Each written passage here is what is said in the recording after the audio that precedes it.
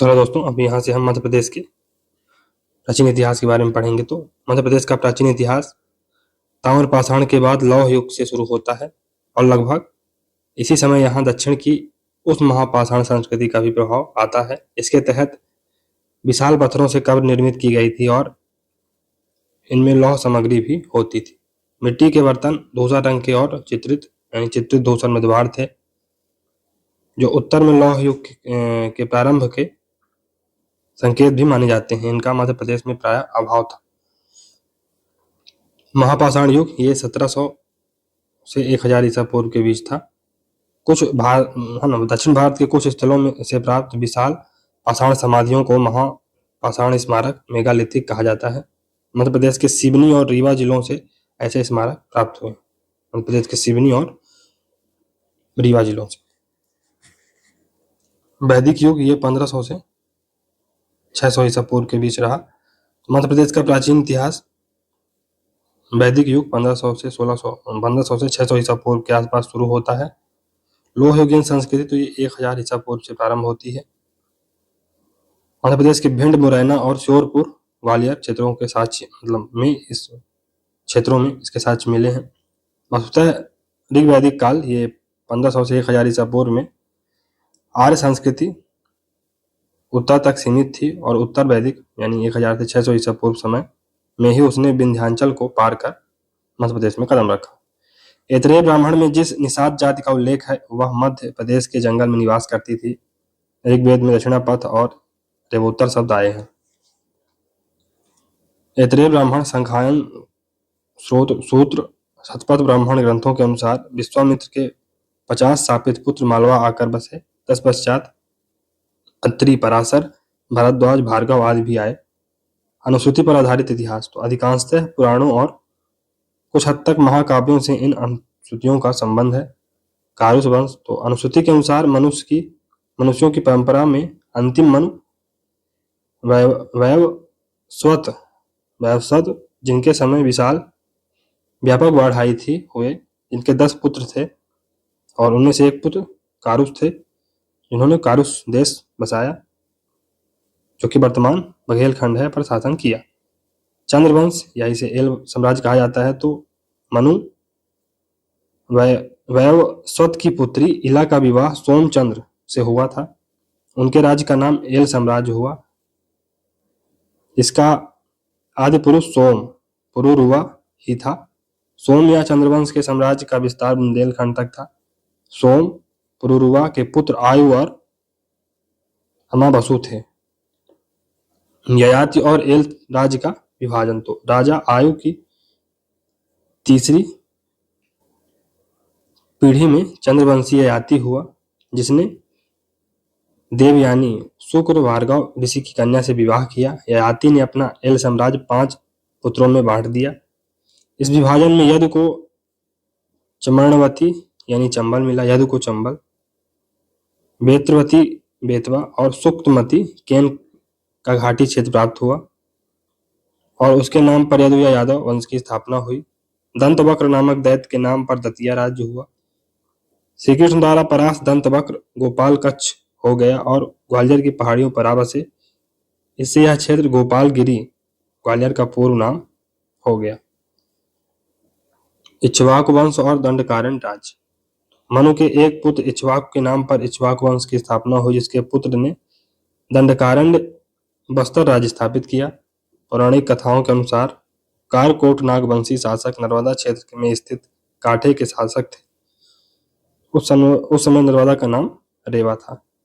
मांधाता चक्रवर्ती तो अयोध्या के इक्ष्वाकु वंश का प्रतापी राजा मांधाता हुआ, जो चक्रवर्ती सम्राट था। मौनेव गंधर्वों से जब नागों का संघर्ष हुआ तो मांधाता ने अपने पुत्र पुरुकुश को नागों की सहायतार्थ भेजा, जिसने गंधर्वों को पराजित किया। नाग कन्या नर्मदा का विवाह पुरुकुश के साथ हुआ।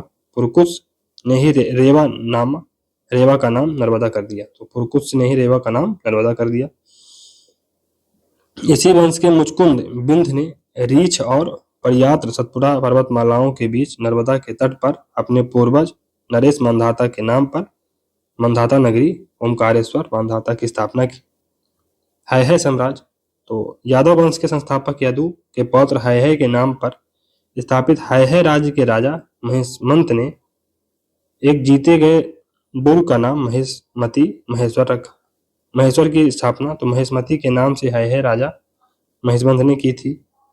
सहस्त्रार्जुन, तो हैहय वंश में राजा महेशमंत का वंशज कीर्तिवीर अर्जुन या अर्जुन सहस्त्रार्जुन सहस्त्रबाहु नामक महान सम्राट हुआ, जिसकी 1000 भुजाएं मानी गई। उसने समस्त पृथ्वी को जीता और अनेक यज्ञ किए। उसने लंका के राजा रावण को भी हराया, सहस्त्रार्जुन ने। उसने कारकोट के युद्ध में अनूप देश निमाण को पराजित किया। कारकोट के युद्ध।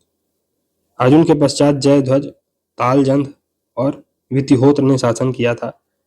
उस समय तुंडकेर, दमोह, त्रिपुरी, तेवर, दसाण, विदिशा, अनूप, निमाण, अवंती, उज्जैन आदि जनपद थे। राजा अवंती अर्जुन के पुत्र जयध्वज ने अवंती मालवा पर राज किया। अवंती नाम जयध्वज के पौत्र अवंती नामक राजा के नाम पर बाद में पड़ा। अवंती ने ही यादवों को विदिशा से भगाया था। तो यादवों को विदिशा से किसने भगाया था? अवंती। स्थिरावल्ली के ग्रंथानुसार उज्जैन के महाकालेश्वर मंदिर का निर्माण राजा अवंती के पुत्र ने किया और प्रांगण में कोटि तीर्थ नामक कुंड बनवाया था। महाकाव्य काल देख लेते हैं। तो रामायण और महाभारत महाकाव्यों में मध्य प्रदेश के विभिन्न राज्यों, क्षेत्रों और उनकी भूमिका का वर्णन हुआ है।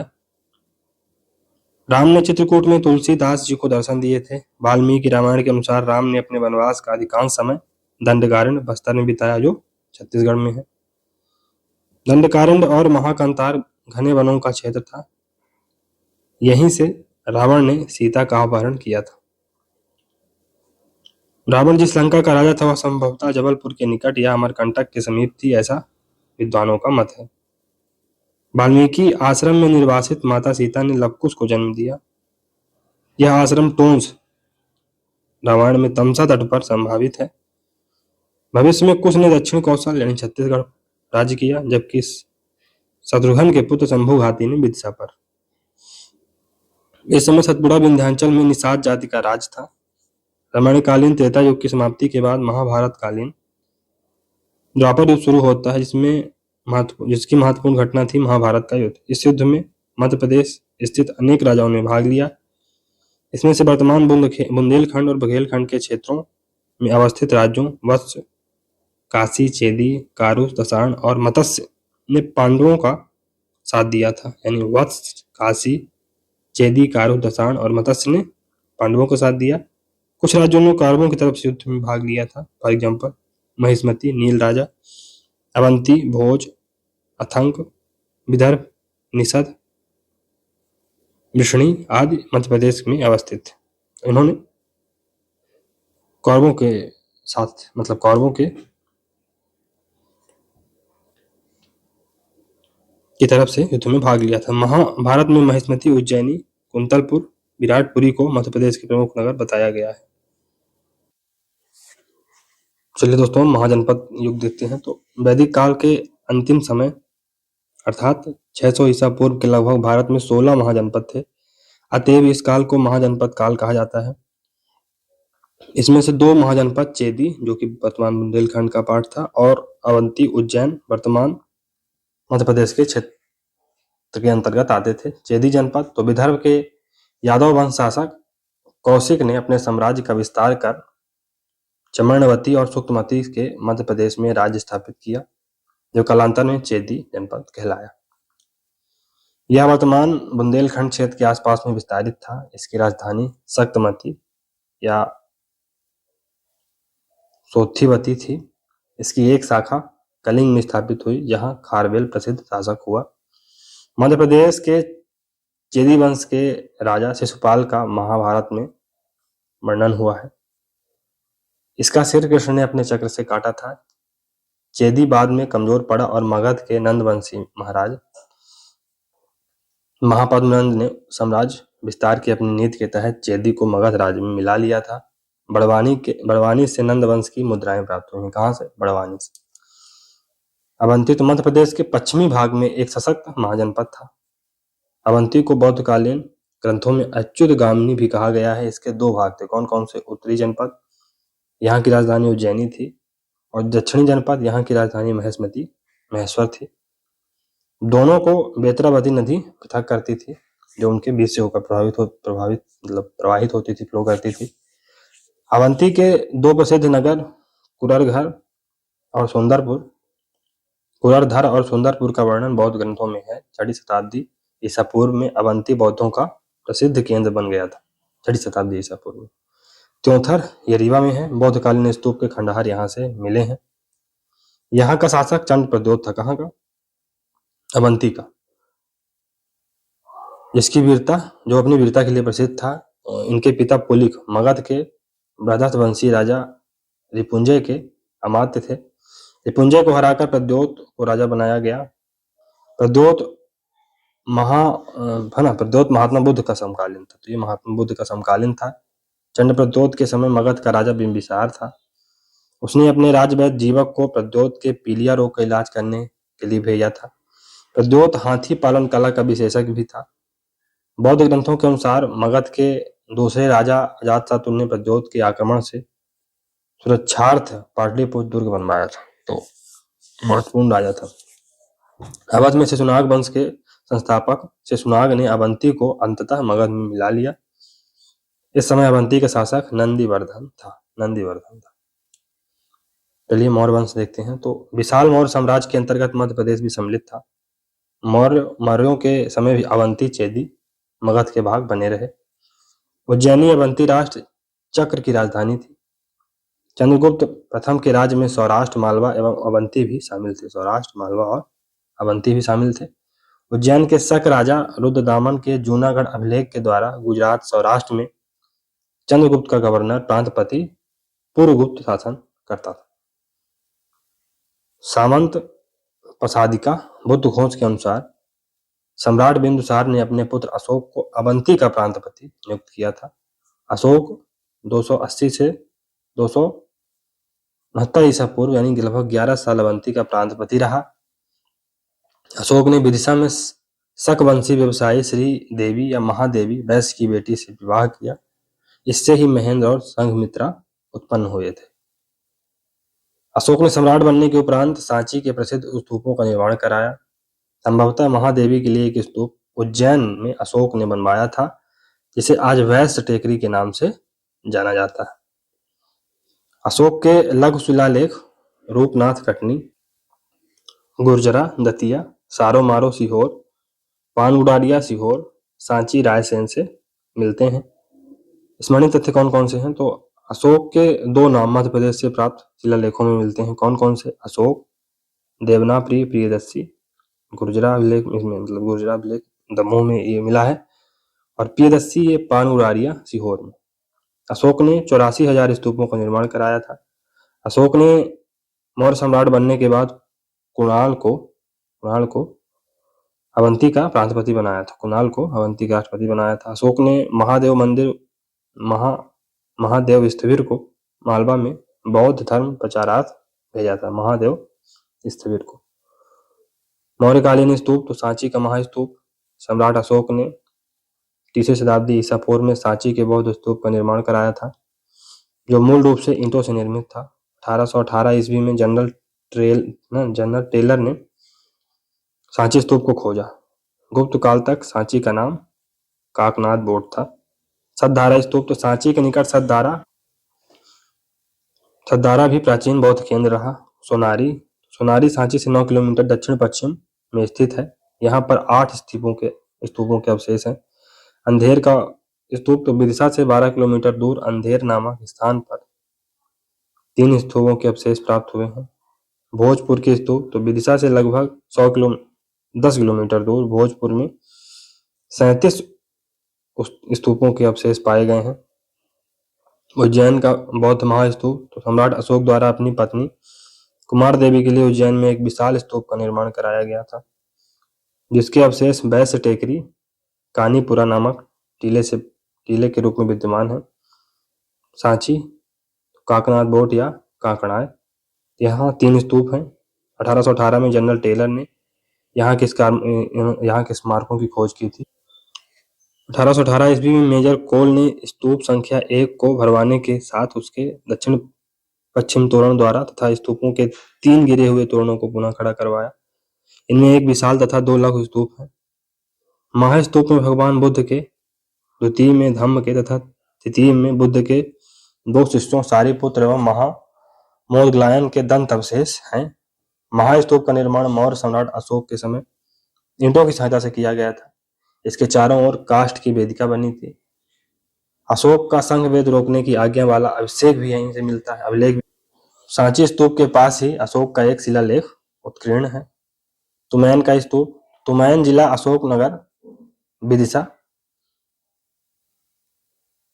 तथा मथुरा को जोड़ने वाले व्यापारिक मार्ग में स्थित है। विदिशा और मथुरा, तुमैन वास्तव में है अशोकनगर में, लेकिन ये विदिशा और मथुरा को जोड़ने वाले व्यापारिक मार्ग पर स्थित है। यहाँ से 3 मौर्य कालीन बौद्ध स्तूप के अवशेष मिले हैं।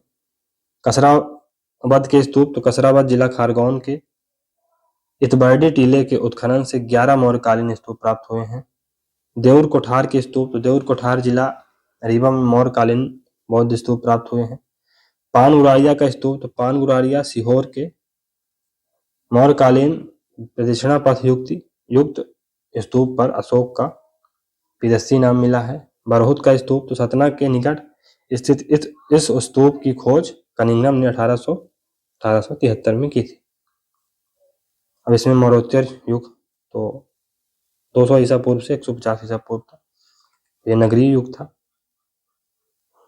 मौर्यों के समय अनेक नगर विकसित हुए। इसमें एरण, त्रिपुरी, महेशमती, भागिल, विदिशा, अवंती, उज्जैनी एवं पद्मावती प्रमुख हैं। इस समय के आहत सिक्के, पंचमार्क कॉइन हमें उपलब्ध हुए हैं। इन सिक्कों पर ब्राह्मी लिपि में लेख है। शुंग वंश, तो ये 187 से 75 ईस्वी शासन, मतलब इनका शासन था। तो शुंग मूलतः उज्जैन के थे, तो ये मूलतः उज्जैन के थे और यहाँ मौर्यों की सेवा में रहे और यहाँ मौर्यों की सेवा में थे। मौर्यों के बाद शुंग वंश ने मगध पर राज किया। इसकी स्थापना पुष्यमित्र शुंग ने अंतिम मौर्य राजा बृहदर्थ की हत्या करके की। उनका पुत्र अग्निमित्र विदिशा का प्रांतपति था। मालविका के साथ उसके प्रेम प्रसंग को आधार बनाकर कालिदास ने अपनी पहली रचना मलाविकाग्निमित्रम लिखी। मलाविकाग्निमित्रम के अनुसार अग्निमित्र ने विदर्भ के यज्ञसेन को हराया था। अग्निमित्र के समय ही सांची स्तूप के आसपास परिक्रमा स्थल जंगल निर्मित किया गया। भागभद्र के दरबार में यूनानी राजदूत हेलियोडोरस आया था, जिसने विदिशा बेसनगर में प्रसिद्ध गरुण स्तंभ खाम बाबा ब्राह्मी लिपि में उत्कीर्ण करवाया और अपने को परम भागवत धर्म का अनुयायी घोषित किया। स्मरणीय तथ्य क्या है, तो हेलियोडोरस नवे शुंग शासक भागभद्र भागवत के बेसनगर विदिशा स्थित दरबार में उपस्थित हुआ था। यह तक्षशिला के यूनानी राजा एंटियाल किट्स का दूत था। गरुण स्तंभ खाम बाबा पर उत्कीर्ण था। खाम बाबा पर क्या उत्कीर्ण है? 3 अमर साधनों दम, त्याग और अपरमदा द्वारा स्वर्ग प्राप्त किया जा सकता है। अंतिम शुंग शासक देवभूमि की हत्या करके वासुदेव कर्ण ने कण्व यानी 75 ईस्वी में इसकी स्थापना की। सांची स्तूप के तोरण पर जातक कथाओं और बुद्ध के जीवन की घटनाओं का चित्रांकन है। सांची स्तंभ पर साल भंजिका खड़ी स्त्रियों की मूर्तियां उत्कीर्ण हैं। इसी पर गजलक्ष्मी मूर्तियां भी हैं। बरहुत, तो शुंग द्वारा सतना जिले में एक विशाल स्तूप का निर्माण हुआ। इसके अवशेष में से इसकी वेष्टनी का एक भाग और तोरण भारतीय संग्रहालय कोलकाता, रामबन संग्रहालय सतना और प्रयाग संग्रहालय में सुरक्षित है। 1873 में कनिंघम द्वारा इसकी खोज की गई। तो बेसनगर वर्तमान में विदिशा है। तो प्राचीन जैन एवं ब्राह्मण ग्रंथों में विदिशा का नाम बेसनगर मिलता है। 1913-14 में श्री डी.आर. भंडारकर ने यहाँ उत्खनन कराया। बेसनगर में हेलियोडोरस का स्तंभ है जो वैष्णव धर्म से संबंधित है। यहाँ मौर्यकालीन सभ्यता के प्रमाण भी मिलते हैं। बेसनगर शुंग यानी 187 से 75 ईसा पूर्व तथा गुप्त वंश 280 से 540 ईसा के समकालीन सत्ता का केंद्र बना रहा। सतवाहन वंश, तो ये 50 ईसा पूर्व से 300 ईसा पूर्व के मध्य 300 ईसा ईस्वी तक दिखाई देता है। तो दक्षिण भारतीय शक्ति सातवाहनों ने कण्वों का अंत किया, लेकिन वे उत्तर के बजाय दक्षिण महाराष्ट्र में ही अपना केंद्र बनाकर शासन करते रहे। इनके पराक्रमी राजा हथकर्णी थे कि मालवा और अनूप प्रदेश की विजय का उल्लेख सांची में उत्कीर्ण एक लेख से होता है। उनके यहाँ मिले सिक्कों पर श्री 7 सतकर्णी का श्री 7 सतकर्णी उत्कीर्ण है। सबसे महान सतवाहन शासक गौतमीपुत्र सतकर्णी, ये 106 से 130 ईस्वी के सिक्के अधिक संख्या में उज्जैन आदि से मिले हैं। उनके समय शक सातवाहन संघर्ष हुआ और शकों को उसने करारी शिकस्त दी। उसने शक राजा नाहपान नासिक को हराकर उसके सिक्कों पर अपना नाम मुद्रित करवाया। गौतमीपुत्र सतकर्णी के पुत्र वशिष्ठ पुत्र पुलमावी ने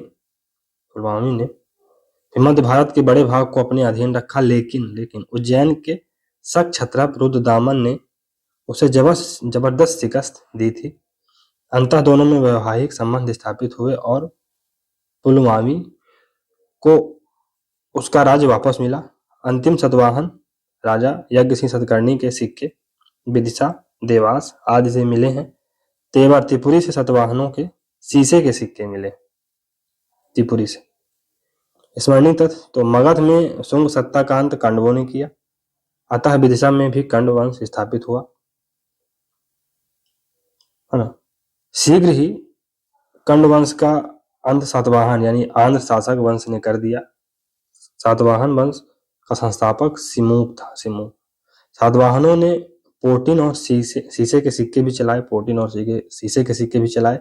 शीशे के सिक्के त्रिपुरी तेवर से मिले हैं। सातवाहन शासकों में राजा श्री 7 के नाम के नामांकित सिक्के उज्जैन, देवास, जमुनिया यानी होशंगाबाद, तेवर, भेड़ाघाट, त्रिपुरी, जबलपुर तथा वशिष्ठ पुत्र पुलमावी के सिक्के भिलसा और देवास से प्राप्त हुए हैं। सातवाहनों ने ही सर्वप्रथम ब्राह्मणों और बौद्धों के लिए भूमि अनुदान प्रथा, अग्रहार, कर मुक्त भूमि प्रारंभ की थी। इंडो यूनानी काल 200 ईसा पूर्व से 500 ईसा पूर्व के बीच रहा। मौर्यों के उपरांत पश्चिमी भारत में यूनानियों ने अपने राज्य स्थापित किए। इनमें डिमेट्रियस वंश के राजा मिनेंडर का नाम उल्लेखनीय है। सियालकोट को राजधानी बनाकर मिनेंडर यानी मिलिंद ने विशाल साम्राज्य स्थापित किया। उसे नागसेन ने बौद्ध बनाया। मिनेंडर ने पाटलिपुत्र तक धावे बोले। उसके सिक्के बालाघाट से मिले हैं। समकालीन रोमन शासकों के सिक्के भी आबरा मंदसौर से मिले हैं। तक्षशिला के शासक एंटिकिलाडियस ने भयभीत होकर भागभद्र विदिशा का शुंग शासक के दरबार में अपने राजदूत हेलियोडोरस को भेजा। अब शक राज्य देख लेते हैं। तो ये 50 बीसी से 300 ईस्वी के मध्य रहा। तो पश्चिम भारत में यूनानी राज्य के स्थान पर शक राज्य स्थापित हुआ। पश्चिमी चीन से भारत आने वाली शक जाति ने नासिक, उज्जैन, मथुरा, पंजाब में अपने क्षत्रप राज्य स्थापित किए। मध्य प्रदेश के संदर्भ में नासिक और उज्जैन के शक राज्य ही महत्वपूर्ण है। यहाँ क्रमशः क्षहरात और करदमक वंश के शक राज्य थे। क्षहरात वंश, तो भूमक और नाहपान नामक 2 प्रसिद्ध राजा नासिक स्थित इस वंश में हुए। भूमक और नाहपान का संघर्ष गौतमीपुत्र सतकर्णी से हुआ था और नाहपान मारा गया था। नाहपान इसके पूर्व मध्य प्रदेश के कई क्षेत्रों पर अधिकार कर चुका था। जुगलथुम्बी से नाहपान के पुनर्मुद्रित सिक्के मिले हैं। शिवपुरी से भी नाहपान के ढलवाए सिक्के मिले हैं, जिन्हें सतकर्णी ने पुनर्मुद्रित करवाया था। करदमक वंश, तो ये 80 ईसा पूर्व से 400 ईसा पूर्व तक चला। यशोमती और उसके पुत्र चष्टन द्वारा स्थापित उज्जैन का शक राज्य करदमक वंशीय था। इसका प्रसिद्ध राजा रुद्रदामन संस्कृत का महापंडित था। उसके गिरनार यानी जूनागढ़ गुजरात स्थित संस्कृत अभिलेखानुसार सौराष्ट्र में सुदर्शन तट का पुनर्निर्माण रुद्रदामन ने करवाया था। उसने ही सर्वप्रथम तिथयुक्त चांदी के सिक्के मध्य प्रदेश में चलवाए थे। तिथयुक्त चांदी के सिक्के मध्य प्रदेश में चलवाए थे। रुद्र सिंह तृतीय न सिर्फ उज्जैन का अपितु संपूर्ण शकों में अंतिम था। रुद्र सिंह तृतीय, उसे मारकर चंद्रगुप्त विक्रमादित्य ने उज्जैन का विलय गुप्त साम्राज्य में कर लिया और इसके साथ भारत में शक सत्ता समाप्त हो गई। कुछ स्मरणीय तथ्य देख लेते हैं। तो उज्जैन की शक सत्ता भारत में शकों की अंतिम सत्ता थी। चष्टन यशोमती का पुत्र था जिसने उज्जैनी में कर्दमक वंश की स्थापना की। चष्टान वास्तविक संस्थापक था। चष्टान का पौत्र रुद्रदामन समस्त शकों में सबसे महान था। रुद्रदामन का जूनागढ़ यानी गिरनार अभिलेख भारत में संस्कृत का पहला अभिलेख माना जाता है। तो ये 3वीं शताब्दी का है। रुद्रदामन ने सतवाहन शासक सतकर्णी को 2 बार हराकर मालवा से लेकर महाराष्ट्र तक विशाल क्षेत्र जीता। रुद्रदामन ने सतवाहन शासक वशिष्ठ पुत्र पुलवामी को हराया, किंतु अपनी पुत्री का विवाह कर उसका राज्य लौटा दिया। कुषाण राज्य, कुषाणों का प्रभाव मध्य प्रदेश में मात्र आक्रमणों या कतिपय सांस्कृतिक गतिविधियों के रूप में कभी कभी आया। शहडोल से मिले 757 सिक्कों में से इसके सबसे प्रतापी राजा कनिष्क के 334 सिक्के हैं। वाशिष्ठ नामक राजा के सांची अभिलेखानुसार उसके समय दुहिता मधुकरी ने एक बौद्ध प्रतिमा का निर्माण करवाया था।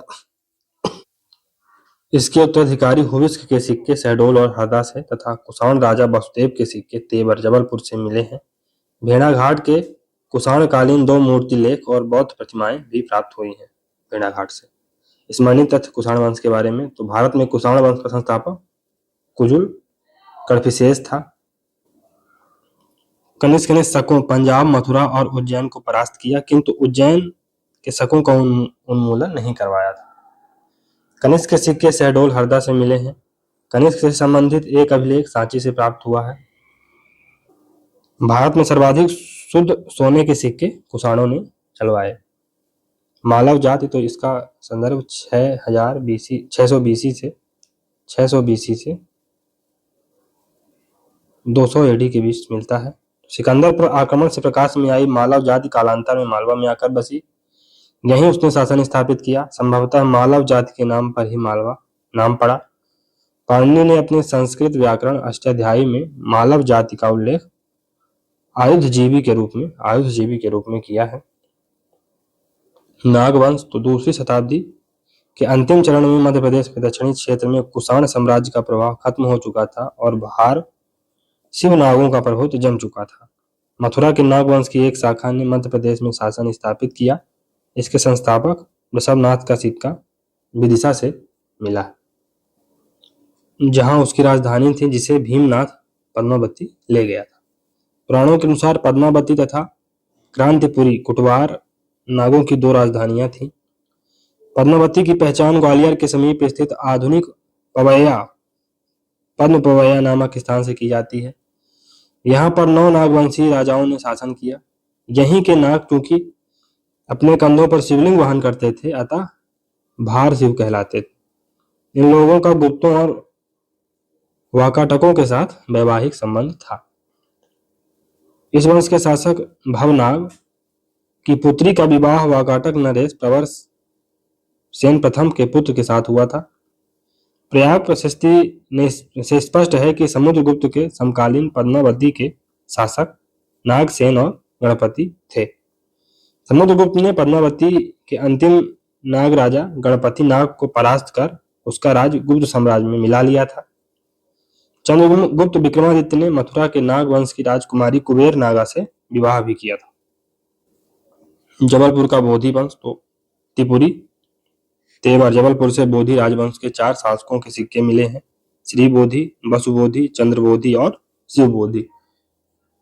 बघेलखंड का मध्य वंश, तो इस वंश का प्रथम ज्ञात राजा वशिष्ठपुत्र भीमसेन था। उसके पुत्र का नाम कौशिपुत्र पोट सिरी मिलता है। वह एक योग्य शासक था और इसकी राजधानी बांधवगढ़ थी। नागों की राजधानी पद्मावती के दक्षिण पूर्व में ही मगधराज था। पहले यह राज्य केवल बघेलखंड रीवा मंडल तक ही था। बघेल खंड से मगध राजाओं के सिक्के मिले हैं। इसमें भीमसेन, भद्रमख, शिवमख ने कुषाणों के से सफल संघर्ष किया। चलिए दोस्तों, गुप्त वंश के बारे में पढ़ते हैं।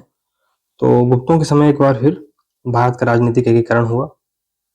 मध्य प्रदेश में उनके प्रतापी राजाओं की उपस्थिति और अभियान इस क्षेत्र के राजनीतिक महत्व को स्थापित करती है।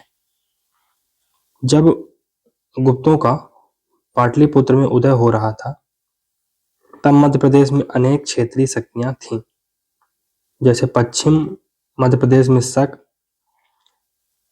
एक अत्यंत मजबूत राज्य था।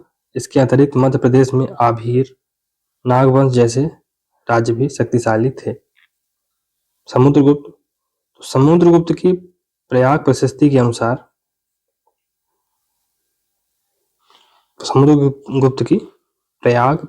अनुसार वह मध्य प्रदेश के जंगलों से होकर दक्षिण विजय की ओर बढ़ा था।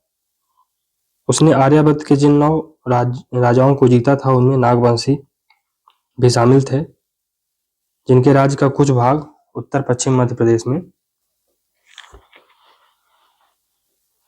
पड़ता था। उसकी अधीनता स्वीकारने वाले 9 गणराज्यों में आभीर, सनकानिक, खरपरिक के राज्य मध्य प्रदेश में विदिशा, झांसी, दमोह के आसपास केंद्रित थे। इस अभियान के दौरान उसने विदिशा के शक सामंत श्रीधर वर्मन पर भी आक्रमण कर उसे पराजित किया था। इस विजय की स्मृति में उसने एरण यानी सागर में एक स्मारक बनवाया था। एरण सागर समुद्रगुप्त का स्वभोग नगर बन गया था। इस प्रकार समुद्रगुप्त शक राज्य को छोड़कर शेष मध्य प्रदेश पर अपना प्रभुत्व स्थापित कर चुका था। उसके सिक्के यहाँ से मिले हैं। विदिशा और साकोर से प्राप्त कांच नामक सिक्के भी गुप्तों की आधिपत्यता की पुष्टि करते हैं, जो विदिशा से मिले। कहां से? विदिशा से। चलिए चंद्रगुप्त विक्रमादित्य के बारे में पढ़ते हैं। तो चंद्रगुप्त विक्रमादित्य ने शक राज्य उज्जैनी के करदमक वंश का अंत कर लगभग संपूर्ण मध्य प्रदेश को अपने अधीन कर लिया था।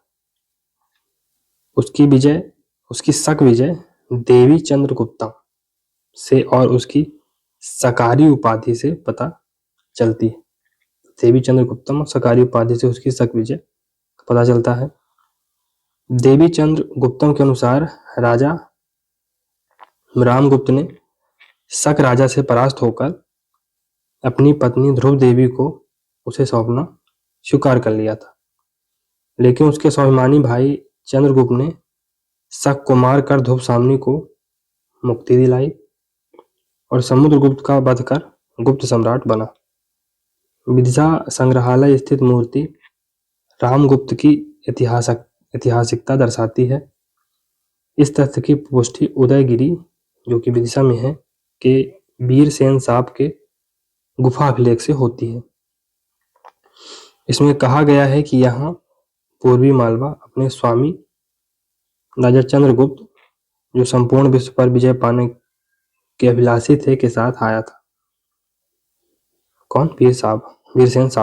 वीरसेन साहब चंद्रगुप्त द्वितीय का विदेश मंत्री, युद्ध और शांति मतलब विदेश मंत्री था, जो कि उधर शांति को देखता था। चंद्रगुप्त के सेनापति आम्रकर्दम के सांची अभिलेख एवं चंद्रगुप्त के सामंत सनकादिक महाराज के उदयगिरी शिलालेख भी इस क्षेत्र में गुप्तों के आधिपत्य की पुष्टि करते हैं। सांची अभिलेख से उसके दीर्घकालीन अभियान की पुष्टि होती है। समुद्रगुप्त ने उज्जैनी को दूसरी राजधानी बनाया और यहीं उसके दरबार में 9 नवरत्न होते थे। अन्य गुप्त कुमार गुप्त की मंदसौर प्रशस्ति के अनुसार उसके सामंत बंधु वर्मा ने सूर्य मंदिर को दान दिया था।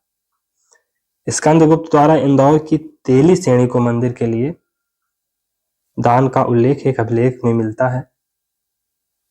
समुद्रगुप्त के समय सफेद हुण हीपथलाइट्स के आक्रमण का फायदा उठाकर वाकाटकों ने मालवा पर अधिकार कर लिया था, लेकिन स्कंदगुप्त ने उसे पुनः छीन लिया मालवा को। चंद्रगुप्त विक्रमादित्य के नवरत्न, तो सबसे पहले कालिदास थे और ये साहित्य से एसोसिएटेड थे।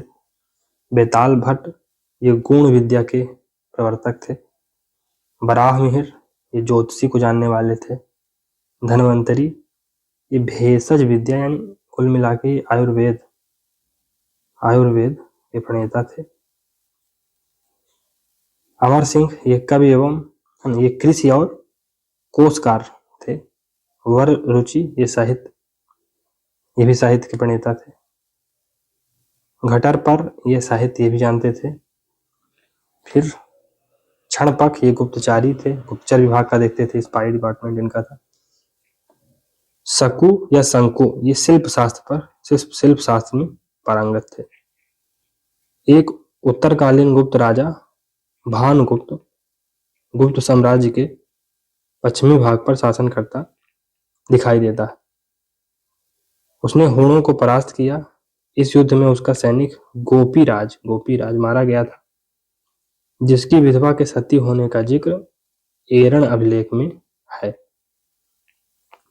गुप्त स्थापत्य शैली के मंदिर तो विष्णु मंदिर ये कहाँ है? तिगवा जबलपुर में है। शिव मंदिर ये कहाँ है? ये भूमरा नागौद एवं खौव नागौद, तो भूमरा और खौव में है ये नागौद, सतना जिले। पार्वती मंदिर तो ये नचना कुठना ये अजयगढ़, नचना कुठना अजयगढ़। बौद्ध मंदिर ये सांची में है। और मंदिर स्तूप ये साकोर, रौंद, कुंडलपुर, हाटा, दमोह में मतलब मिले हैं ये। गुप्त वंश के बारे में कुछ प्रमुख तथ्य देख लेते हैं। तो भारत से शक सत्ता का अंत चंद्रगुप्त विक्रमादित्य ने किया था। चीनी यात्री फाहियान समुद्रगुप्त विक्रमादित्य के काल में भारत आया था। वह मालवा से गुजरा और यहाँ की जलवायु को विश्व की श्रेष्ठतम जलवायु बताया। फाहियान ने राजा का नामोल्लेख नहीं किया है। चंद्रगुप्त सेकंड को श्रेष्ठतम नगर उज्जैन और पाटलिपुत्र का स्वामी कहा गया है। साकोर से गुप्त वंश की सर्वाधिक 24 स्वर्ण मुद्राएं दिनार प्राप्त हुई हैं। समुद्रगुप्त ने महाकौशल के राजा महेंद्र को हराया था। गुप्तकालीन सांची अभिलेख आम्रकादेव में हरि स्वामिनी द्वारा आर्य संघ को दान देने का उल्लेख है। पूर्वी मालवा को सर्वप्रथम जीतने वाला गुप्त राजा समुद्रगुप्त था। पश्चिमी मालवा को सर्वप्रथम जीतने वाला राजा कुमारगुप्त था। तो पूर्वी मालवा को सर्वप्रथम किसने जीता था? समुद्रगुप्त, और पश्चिमी मालवा को कुमारगुप्त। हुण आक्रमण तो ये 559 से 543 ईस्वी की मध्य होता है। तो मूलतः चीन की खूंखार जनजाति हुण का प्रमाणिक पहला आक्रमण स्कंदगुप्त के समय 459 ईस्वी में माना जाता है। स्कंदगुप्त ने इन्हें बुरी तरह परास्त किया। इसका परिणाम यह हुआ कि 50 वर्षों तक वे भारत पर पुनः आक्रमण नहीं कर पाए। 5वीं सदी के अंत में तोरमाण के नेतृत्व में पुनः हुण आक्रमण हुए। मध्य प्रदेश में एरण यानी सागर जिला, कवारा वराह मूर्ति अभिलेख तोरमाण की उपस्थिति दर्शाता है। यहाँ से उसकी महाराजा धीराज की उपाधि वाला तांबे का सिक्का भी मिला है। उसके पुत्र मिहिर कुल के साम्राज्य में पश्चिमी मालवा शामिल था। ग्वालियर अभिलेखानुसार मिहिर कुल ने गोप पर्वत पर सूर्य मंदिर बनवाया था। कहाँ? गोप पर्वत पर सूर्य मंदिर बनवाया था। आभीर वंश तो 7 वाहनों के सामंत रहे हैं, ने ईश्वर सेन के नेतृत्व में अनूप प्रदेश यानी कि निमाड़ में राज्य स्थापित कर लिया था। कब? 3री सदी में। अभीर वंश का संस्थापक कौन था? ईश्वर सेन। ये कहाँ से पता चलता है? नासिक अभिलेख से पता चलता है।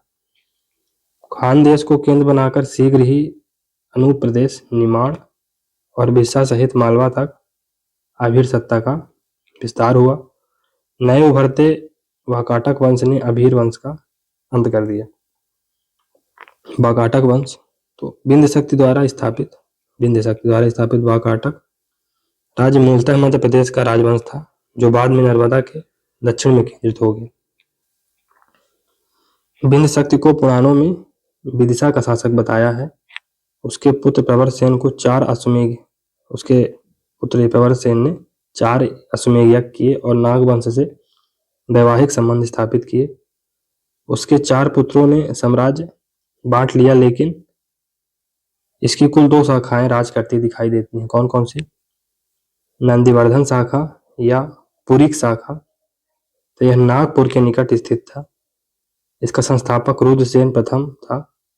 प्रवरसेन प्रथम का ये पौत्र था, रुद्रसेन प्रथम। इसके एक उत्तराधिकारी नरेंद्र सेन ने हूण आक्रमण का लाभ लेकर गुप्तों से मालवा छीन लिया था, लेकिन बाद में फिर गुप्तों का उसमें राज हो गया था, मतलब गुप्तों ने फिर से मालवा को अपने अधीन कर लिया था। रुद्रसेन प्रथम के राज्य में जबलपुर तथा बालाघाट जिले भी शामिल थे। तो जबलपुर और बालाघाट जिले शामिल थे। रुद्रसेन प्रथम की राजधानी नागपुर थी। उसने अपने पुत्र रुद्रसेन द्वितीय का विवाह गुप्त सम्राट चंद्रगुप्त द्वितीय की पुत्री प्रभावती से किया था। प्रभावती के पुत्र प्रवरसेन द्वितीय ने अपनी राजधानी को प्रवरपुर स्थानांतरित किया। प्रवरसेन के शिलालेख बालाघाट, सिवनी, छिंदवाड़ा जिले से प्राप्त हुए हैं। प्रवरसेन द्वितीय के पुत्र नरेंद्र सेन को बस्तर के नल राजाओं ने अनेक आक्रमणों का सामना करना पड़ा। तो बस्तर के नल राजाओं से अनेक आक्रमणों का सामना करना पड़ा। नरेंद्र सेन का पुत्र पृथ्वी सेन द्वितीय था। पृथ्वी सेन द्वितीय, इसका शिलालेख बालाघाट जिले से प्राप्त हुआ। वत्स गुल्म शाखा। तो सर्वसेन ने इस वाकाटक शाखा की स्थापना की। अंततः हरिसेन ने इन दोनों शाखाओं को पुनः एकीकृत कर दिया। इसकी राजधानी बासीम थी। स्मरणीय तख्त वाकाटक। तो वाकाटक विंध्याचल की शक्ति थे। इसके संस्थापक विंध्य शक्ति को वंशकेतु कहा गया। संस्कृत की विदर्भी शैली का विकास वाकाटक दरबार में ही हुआ था। इसमें कालिदास ने मेघदूत काव्य की रचना की थी। तो कालिदास ने मेघदूत काव्य की रचना विदर्भी शैली में की थी और इसका विकास वाकाटक दरबार में ही हुआ था। प्रवरसेन प्रथम एकमात्र वाकाटक शासक था जिसने सम्राट की उपाधि धारण की। वाकाटक वंश के प्रमुख राजा कौन कौन से? तो प्रवरसेन प्रथम थे। इन्होंने 4 अश्वमेध यज्ञ किया।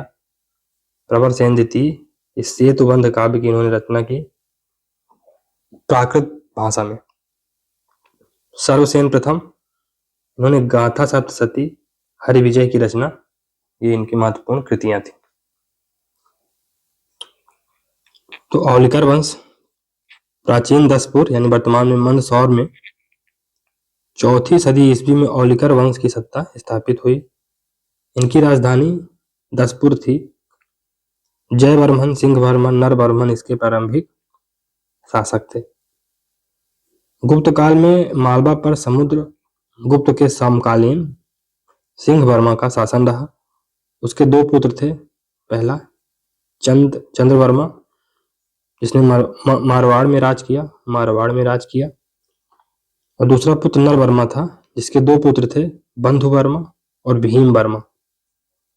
मंदसौर शिलालेख के अनुसार बंधुवर्मन समुद्रगुप्त का सामंत बन गया था। कुमारगुप्त का सामंत बन गया था। इस अभिलेख में उसके द्वारा सूर्य मंदिर हेतु जुलाहा श्रेणी को दान देने का उल्लेख भी मिलता है। यशोवर्मन, तो यहीं से प्राप्त एक और शिलालेख में राजा यशोवर्मन का उल्लेख है, जिसने भारत की दिग्विजय की और जनेन्द्र, नराधिपति, राजाधिराज, परमेश्वर आदि उपाधियां धारण की। मालव संवत 589 में दसपुर पर यशोवर्मन और विष्णुवर्मन शासकों के आधिपत्य की जानकारी मंदसौर से प्राप्त 2 अभिलेखों से होती है। मंदसौर शिलालेख के अनुसार यशोवर्मन ने ब्रह्मपुत्र से लेकर महेंद्र पर्वत तक तथा हिमालय से लेकर पश्चिमी समुद्र के क्षेत्रों पर अधिकार कर लिया। यशोवर्मन ने हूण नरेश मिहिर कुल को भी पराजित किया। तो यशोवर्मन ने हूण नरेश मिहिर कुल को भी पराजित कर दिया था। इतना प्रतापी राजा थे। महत्वपूर्ण तथ्य देख लेते हैं औलिकर वंश के बारे में। तो मालवा नामकरण संभवतः मालव जाति के नाम पर हुआ, किंतु इसका नामकरण औलिकर वंश के शासनकाल में हुआ।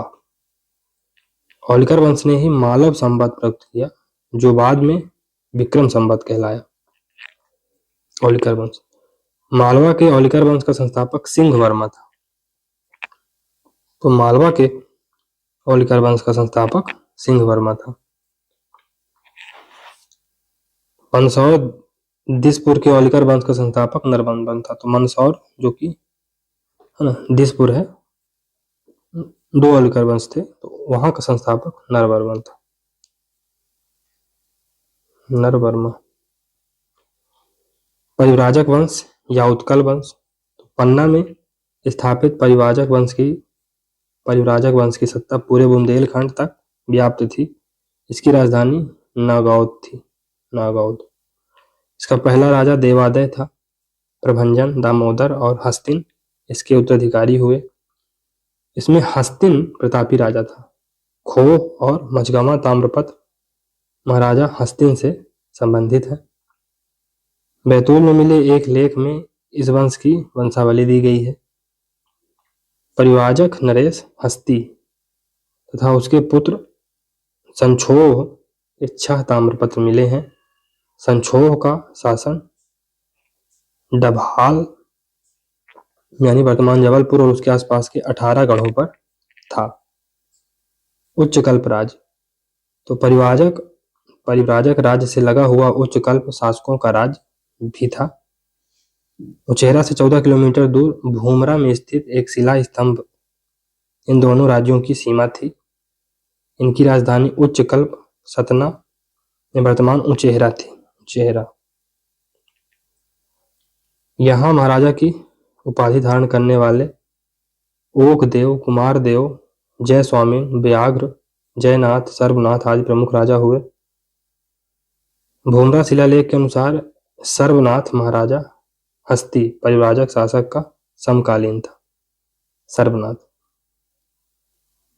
उच्चकल्प शासक जयनाथ के अभिलेखों से उसके पूर्व शासक ओकदेव, कुमारदेव, जयस्वामी एवं व्याघ्रराज का पता चलता है। महत्वपूर्ण तथ्य क्या थे परिव्राजक और उच्चकल्प वंश के बारे में? तो समुद्रगुप्त के द्वारा विजित अष्टादश आठवीं अर्थात 18 जंगली राज्यों में अधिकांश मध्य प्रदेश में थे। इनमें 2 परिव्राजक एवं उच्चकल्प के भी थे। स्रोत क्या है? इतिहास राय बहादुर। गुप्त काल जो कि 4 से 6 ईस्वी के मध्य रहा के समय सबसे बड़ा जंगल महाकांतार पूर्वी मध्य प्रदेश और दक्षिण छत्तीसगढ़ तक फैला था। मध्य प्रदेश में अश्वमेध यज्ञ करने वाले प्रथम ऐतिहासिक राजा प्रवरसेन वाकाटक तथा दूसरे सर्वनाथ उच्चकल्प राज थे। परिव्राजक राजा प्रारंभ में गुप्तों के अधीन मांडलिक यानी सामंत हुआ करते थे। उच्चकल्प वंश के राजा प्रारंभ में कालचुरियों के मांडलिक थे। उच्चकल्प राजा प्रारंभिक में राजर्षि तुल्यकुल, तो इस वंश के 6 राजाओं ने दक्षिण कौशल में राज्य किया। इसकी जानकारी इस वंश के अंतिम राजा भीमसेन द्वितीय के आरंग ताम्रपत्र जिला रायपुर से होती है। ये 6 राजा थे सूरा, दैत प्रथम, विभीषण, भीमसेन प्रथम, दैत द्वितीय और भीमसेन द्वितीय। इनका विस्तार महाकौशल तक था।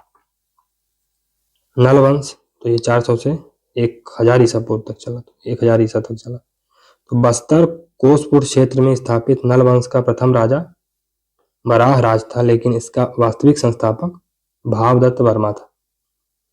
इस वंश के विलास तुंग ने राजिम यानी छत्तीसगढ़ के प्रसिद्ध राजीव लोचन मंदिर का निर्माण करवाया था। कब? 700 से 774 के मध्य। यह वंश वर्तमान छत्तीसगढ़ से संबंधित रहा। नल वंश। सरहपुरी वंश, तो लगभग 5वीं सदी ईसा के अंत में दक्षिण कौशल में इस वंश की स्थापना हुई।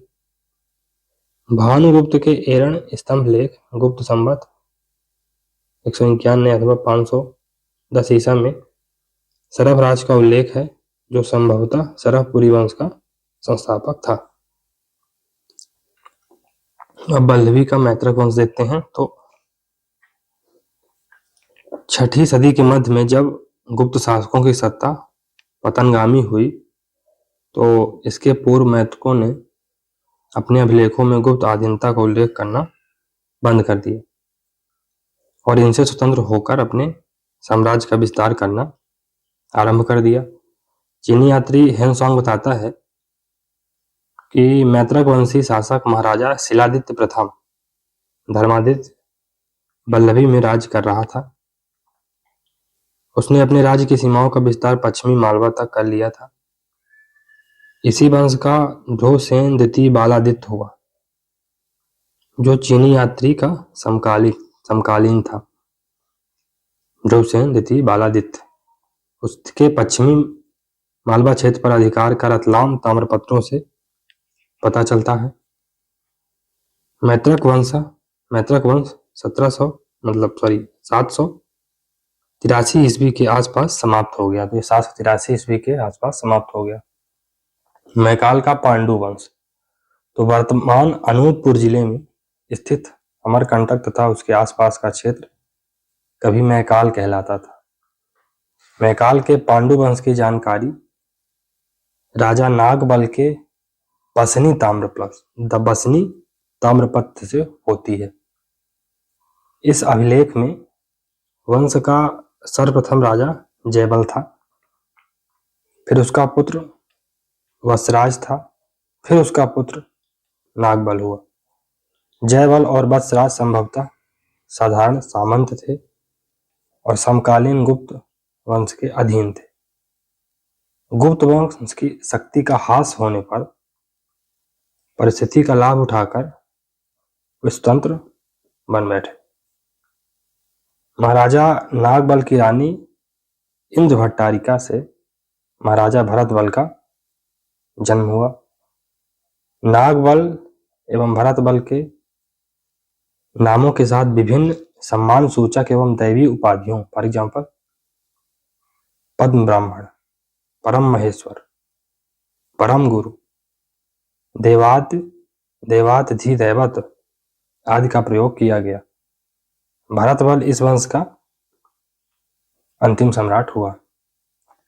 पुष्यभूति वंश या वर्धन वंश तो हर्षवर्धन जो 606 से 647 एडी में मतलब इसका कार्यकाल रहा के समय मध्य प्रदेश का कुछ भाग हर्षवर्धन के अधीन आ गया था, जब वह अपनी बहन राजश्री को खोजने यहाँ आया था। हर्षवर्धन के शासनकाल में चीनी यात्री हेनसोंग आया था।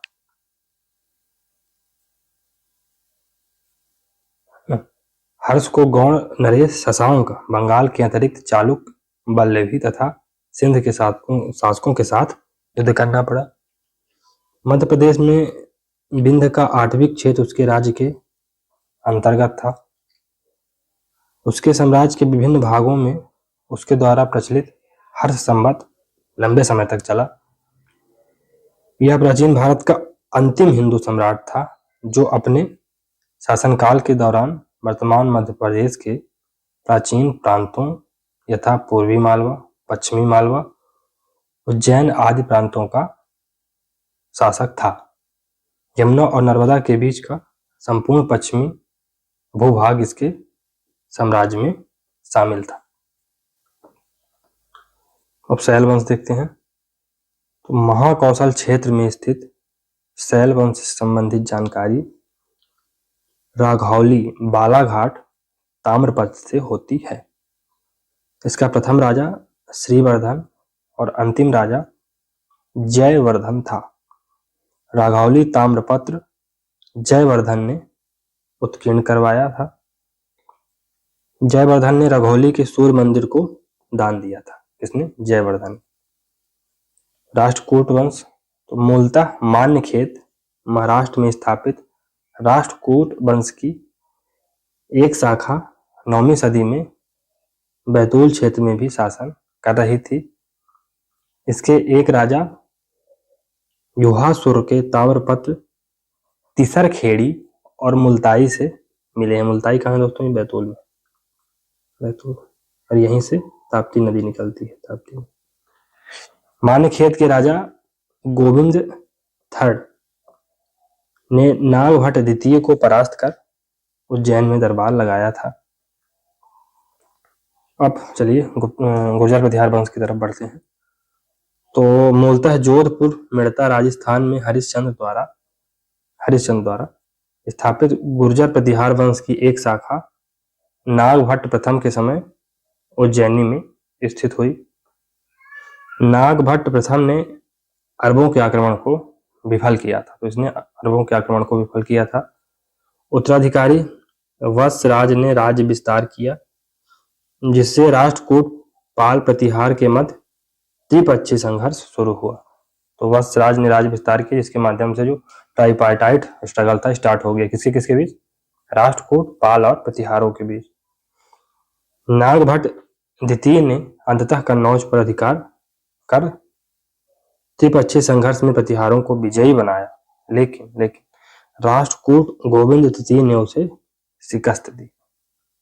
मिहिर भोज के समय प्रतिहार शक्ति का पुनः उत्थान हुआ। अरब यात्री सुलेमान ने मिहिर भोज को उस समय का सबसे शक्तिशाली राजा बताया था। ग्वालियर और कहला अभिलेख मिहिर भोज से संबंधित हैं। एक उत्तराधिकारी महिपाल का जिक्र अरब यात्री अल मसूदी ने किया है। महिपाल का जिक्र अरब यात्री अल मसूदी ने किया है। प्रतिहार राजा राज्यपाल को चंदेल नरेश गंड विद्याधर द्वारा ने मारकर त्रिलोचन पाल को राजा बनाया। तो प्रतिहार राजा चंद्रपाल को चंदेल नरेश गंड को विद्याधर द्वारा भेजा गया था, ने मारकर त्रिलोचन पाल को राजा बनाया था। यशपाल के साथ प्राचीन प्रतिहार वंश समाप्त हो गया। स्मरणीय तथ्य देख लेते हैं गुर्जर प्रतिहार वंश के बारे में। तो गुर्जर प्रतिहार वंश का सबसे प्रतापी राजा नागभट्ट सेकंड था। प्रतिहारों की राजधानी उज्जैनी थी, जो बाद में कन्नौज चली गई थी। तो शुरू में उज्जैनी थी। मिहिर भोज की उपाधियां क्या क्या थी? प्रभास, दौलतपुर अभिलेख में ऐसा पता चलता है। आदि वराह, ये ग्वालियर अभिलेख से पता चलता है। मिहिरपुर के दरबार में राजशेखर ने काव्य मीमांसा, बाल रामायण आदि ग्रंथों की रचना की थी।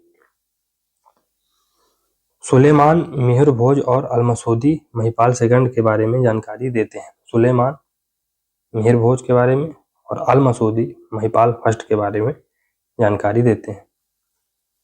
कल्हण, जिन्होंने राज तरंगिणी लिखी है, राज तरंगिणी, और सुलेमान ने मिहिर भोज को शक्तिशाली राजा बताया। महेंद्रपाल फर्स्ट को उपाधि निर्भया राज थी। तो महेंद्रपाल फर्स्ट की जो उपाधि थी वो निर्भय राजा थी, निर्भय राजा। चलिए दोस्तों, अब जैजक भुक्ति बुंदेलखंड का चंदेल वंश देखते हैं। तो 19वीं सदी के प्रारंभ में बुंदेलखंड में स्थापित चंदेल राज्य का संस्थापक नन्नुक था। नन्नुक, इसकी राजधानी महोबा थी। वास्तविक रूप से चंदेल प्रतिहारों के सामंत थे। चंदेलों को राजपूतों के 36 राजवंशों में से एक माना गया है। लेखों में इन्हें चंद्रातेय ऋषि का वंशज कहा गया है, जो आत्री के पुत्र थे। वागपति राज, तो नन्नुक के पश्चात उसका पुत्र वागपति राजा बना। वागपति अपनी वीरता और बुद्धिमत्ता के लिए प्रसिद्ध था। उसने अपना राज्य विंध्य पर्वत तक विस्तृत कर लिया था। विंध्य पर्वत को उसका आनंद धाम कहा गया है। तो विंध्य पर्वत को उसका आनंद धाम कहा गया है। वागपति का पुत्र जयशक्त या जेजा हुआ, जिसके नाम पर चंदेलों का प्रदेश जेजाक भुक्ति वर्तमान बुंदेलखंड कहलाया। विजय शक्ति विज्जक, इसने आसपास के कुछ क्षेत्रों को जीतकर चंदेल वंश का विस्तार किया। विजय शक्ति के पुत्र राहिल ने महोबा को जीता। राहिल का पुत्र हर्षदेव भी शासक हुआ। अब यशोवर्मन के बारे में देखते हैं। तो हर्ष के पुत्र यशोवर्मन ने कन्नौज के प्रतिहारों को समाप्त किया। राष्ट्रकूटों से कलिंजर का दुर्ग छीना, यानी जीत लिया। मालवा के चेदी शासक को अपने अधीन कर लिया। यशोवर्मन, जिसको लक्ष्मण वर्मन भी कहते हैं, ने ही खजुराहो के प्रसिद्ध विष्णु मंदिर का निर्माण कराया था। उसमें बैकुंठ की वह चतुर्भुज मूर्ति स्थापित की जिससे उसने प्रतिहार शासक देवपाल से प्राप्त किया था। यह मूर्ति मूलतः तिब्बत के राजा के पास थी। तो राजा धंग का कार्यकाल 954 से 1002 तक रहता है ईस्वी तक। तो यशोवर्मन का उत्तराधिकारी पुत्र धंग चंदेल शासकों में सबसे महान हुआ। उसने कुछ समय पश्चात अपने को प्रतिहारों की अधीनता से मुक्त घोषित कर दिया और उसके पूर्वी राज्य पर अधिकार कर लिया। कलिंजर पर अपना अधिकार सिधड़ कर उसे अपनी राजधानी बनाया। इसके बाद ग्वालियर पर अपना अधिकार जमाया। उसने पाल शासकों से बनारस को छीना तथा कुंतल, कौशल और आंध्र के शासकों से युद्ध किए। उसने हिंदू शाही शासक जयपाल को सुबुक्तगीन के विरुद्ध सहायता भेजी। तो जयपाल को उसने सुबुक्तगीन के विरुद्ध सहायता भेजी। धंग ने ललित कलाओं एवं विद्वानों को भी संरक्षण दिया और बुंदेलखंड खजुराहो में अनेक मंदिरों का निर्माण कराया। धंग ने 100 वर्ष से अधिक आयु होने पर स्वेच्छा से गंगा यमुना के संगम पर समाधि लेकर प्राण त्याग दिए थे। धंग ने ललित कलाओं और विद्वानों को संरक्षण दिया। धंग एक विजेता के साथ ही उच्च कोटि का निर्माता भी था।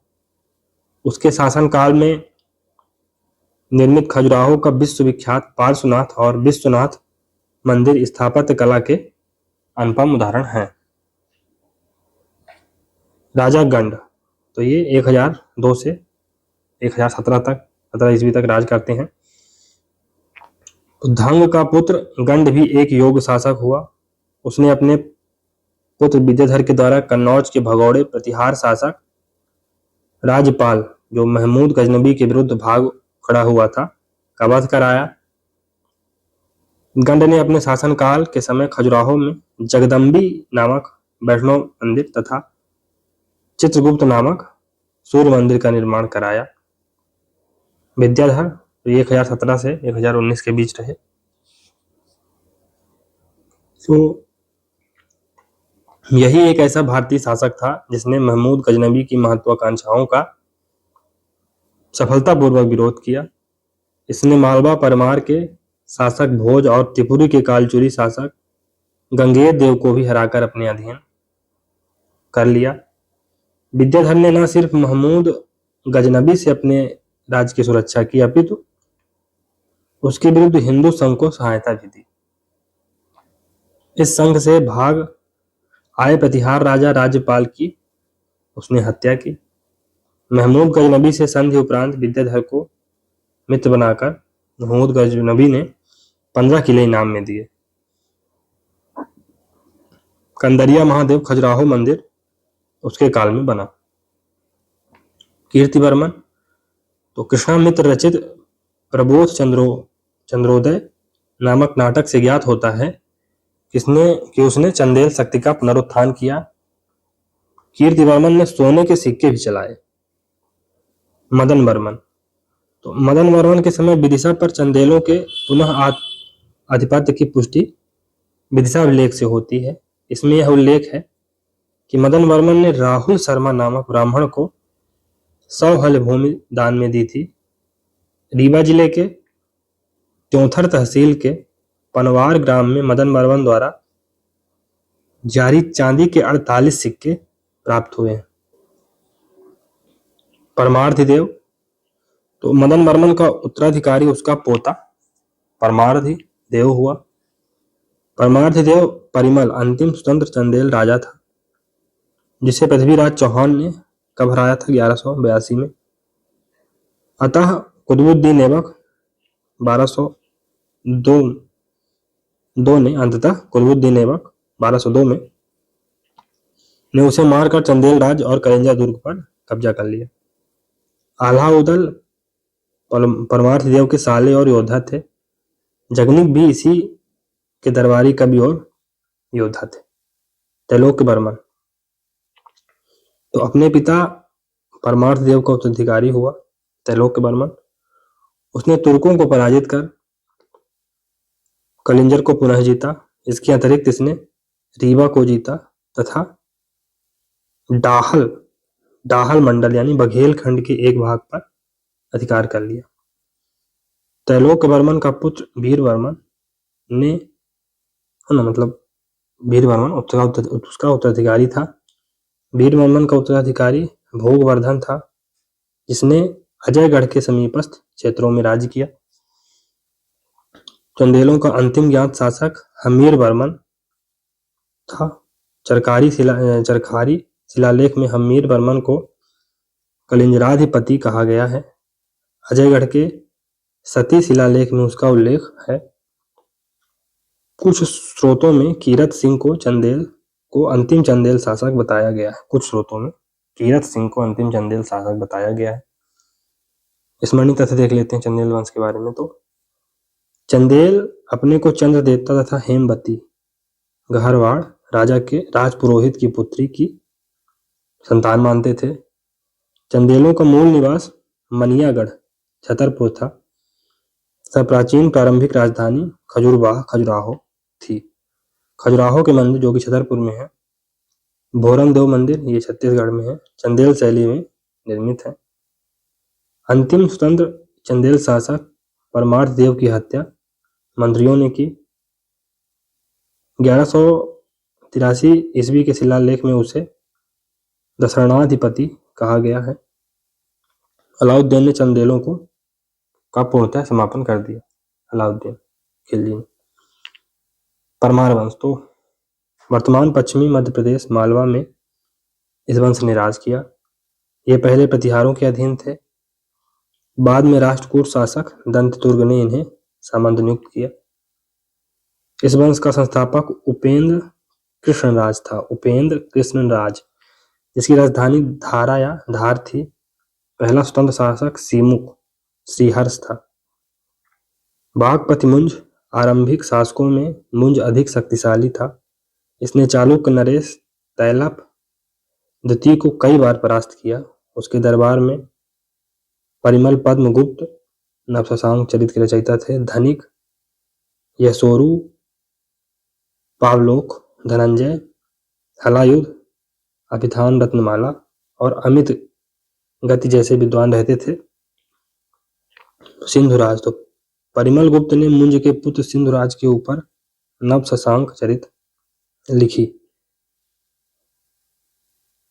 यह सिंधुराज की उपाधि थी। परिमल इसका दरबारी रहा। अन्य उपाधियां श्री वल्लभ, पृथ्वी वल्लभ और अमोघ वर्ष। राजा भोज, तो इन्होंने 1000 से 1053 तक 53 एडी तक राज किया। तो सिंधुराज का पुत्र भोज इस वंश का योग्य और प्रतापी शासक था। विजय कौन कौन सी थी? तो उसने आरंभ में चेंदी, कलचुरी, गुजरात, लाट, कनाड़ आदि राजाओं को परास्त किया। भोज ने हिंदू शाही शासक आनंदपाल को महमूद गजनबी के विरुद्ध सहायता 1000 ईस्वी में भेजी थी। उसके पुत्र त्रिलोचन पाल को अपने यहाँ शरण दी। 1143 ईस्वी में उसने अन्य राजपूत शासकों के साथ मिलकर हौसी, थानेश्वर, नगरकोट को मुसलमानों से छीनने में सफलता पाई। 1020 में भोज ने शिलाहार काशी देव को पराजित कर कोंकण पर विजय प्राप्त की और त्रिपुरी के कलचुरी नरेश गंगेव देव को भी परास्त किया। पराजय कौन कौन सी थी? तो 1047 ईस्वी के लगभग कल्याणी के चालुक्य सोमेश्वर प्रथम ने राजा भोज को परास्त कर धार नगरी को लूट लिया। अंतिम समय में चालुक्य शासक भीम, त्रिपुरी के कलचुरी राजा लक्ष्मी कर्ण ने संयुक्त रूप से मालवा पर 1053 ईस्वी में आक्रमण किया, जिससे राजा भोज की मृत्यु हो गई। नवनिर्मित राजधानी धार पूर्व में उज्जैनी थी, जिसे धार भोज लाया को लूटा गया। वह स्वयं एक योग्य विद्वान और विद्वानों का आश्रयदाता था। निर्माणकार तो भोज ताल भोपाल में, धारा के सरस्वती मंदिर में संस्कृत महाविद्यालय और मंदिर के समीप विजय स्तंभ बनाए हैं। भोज ने आरा के पास भोजपुर नगर बसाया। भोजपुर में ही एक विशाल साइक्लोपियन बांध का निर्माण कराया। आईने अकबरी के अनुसार राजा भोज की राजसभा में 500 विद्वान थे। इसमें धनपाल, उवत आदि प्रमुख थे। भोज के पुत्र जयसिंह प्रथम ने दक्षिण के विक्रमादित्य चालुक्य की मदद से मालवा से कलचुरियों और चालुक्यों को बाहर निकाला। अगले शासक उदयादित्य ने चौहान शासक विग्रहराज थर्ड की सहायता से मालवा पर पुनः अधिकार कर लिया।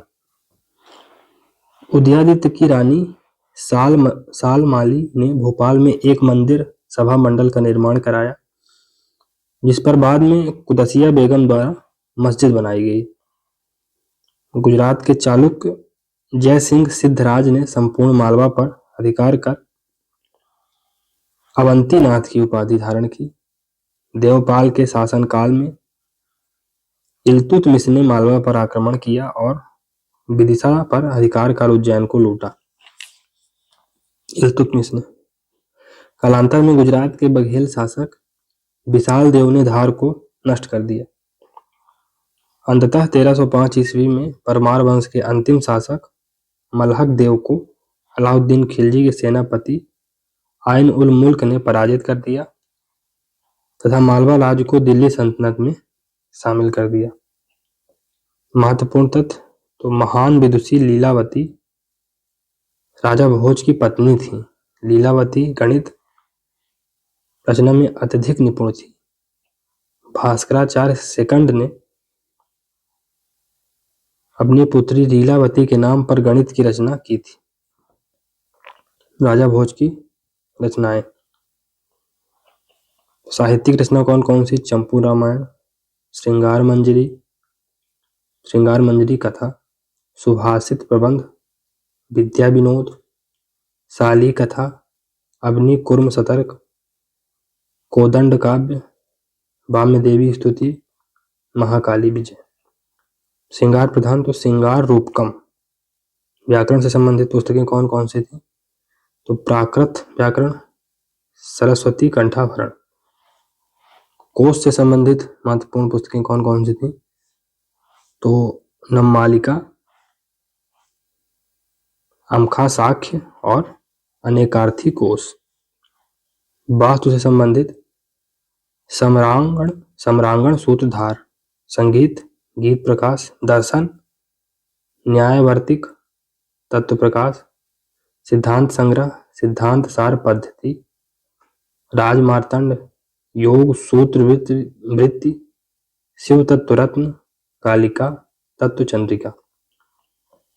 खगोल एवं ज्योतिषी तो आदित्य प्रताप सिद्धांत, राजमार्तंड, राजमृडांड, विद्वान वल्लभ, ये प्रश्न विज्ञान था।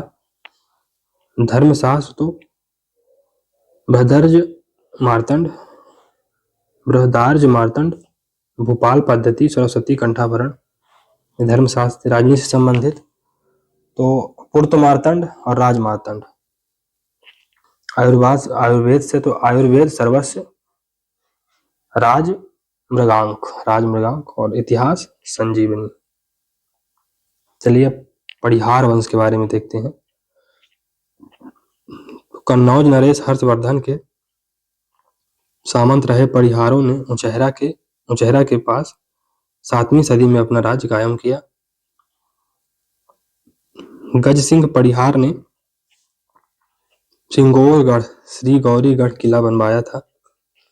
बाद में कलचुरी तथा इसके बाद चंदेलों ने उन्हें अपना सामंत बनाया। कलचुरी वंश तो ये 550 से 1740 एडी के बीच रहता है, चेदी राज्य। तो कलचुरी वंश की 3 शाखाएं थी। कौन कौन सी? महस्मती, ये वर्तमान महेश्वर में थी, महस्मती। त्रिपुरी, ये वर्तमान तेवर जो जबलपुर के पास है में थी, त्रिपुरी। रतनपुर, ये बिलासपुर छत्तीसगढ़ में स्थित थी, रतनपुर।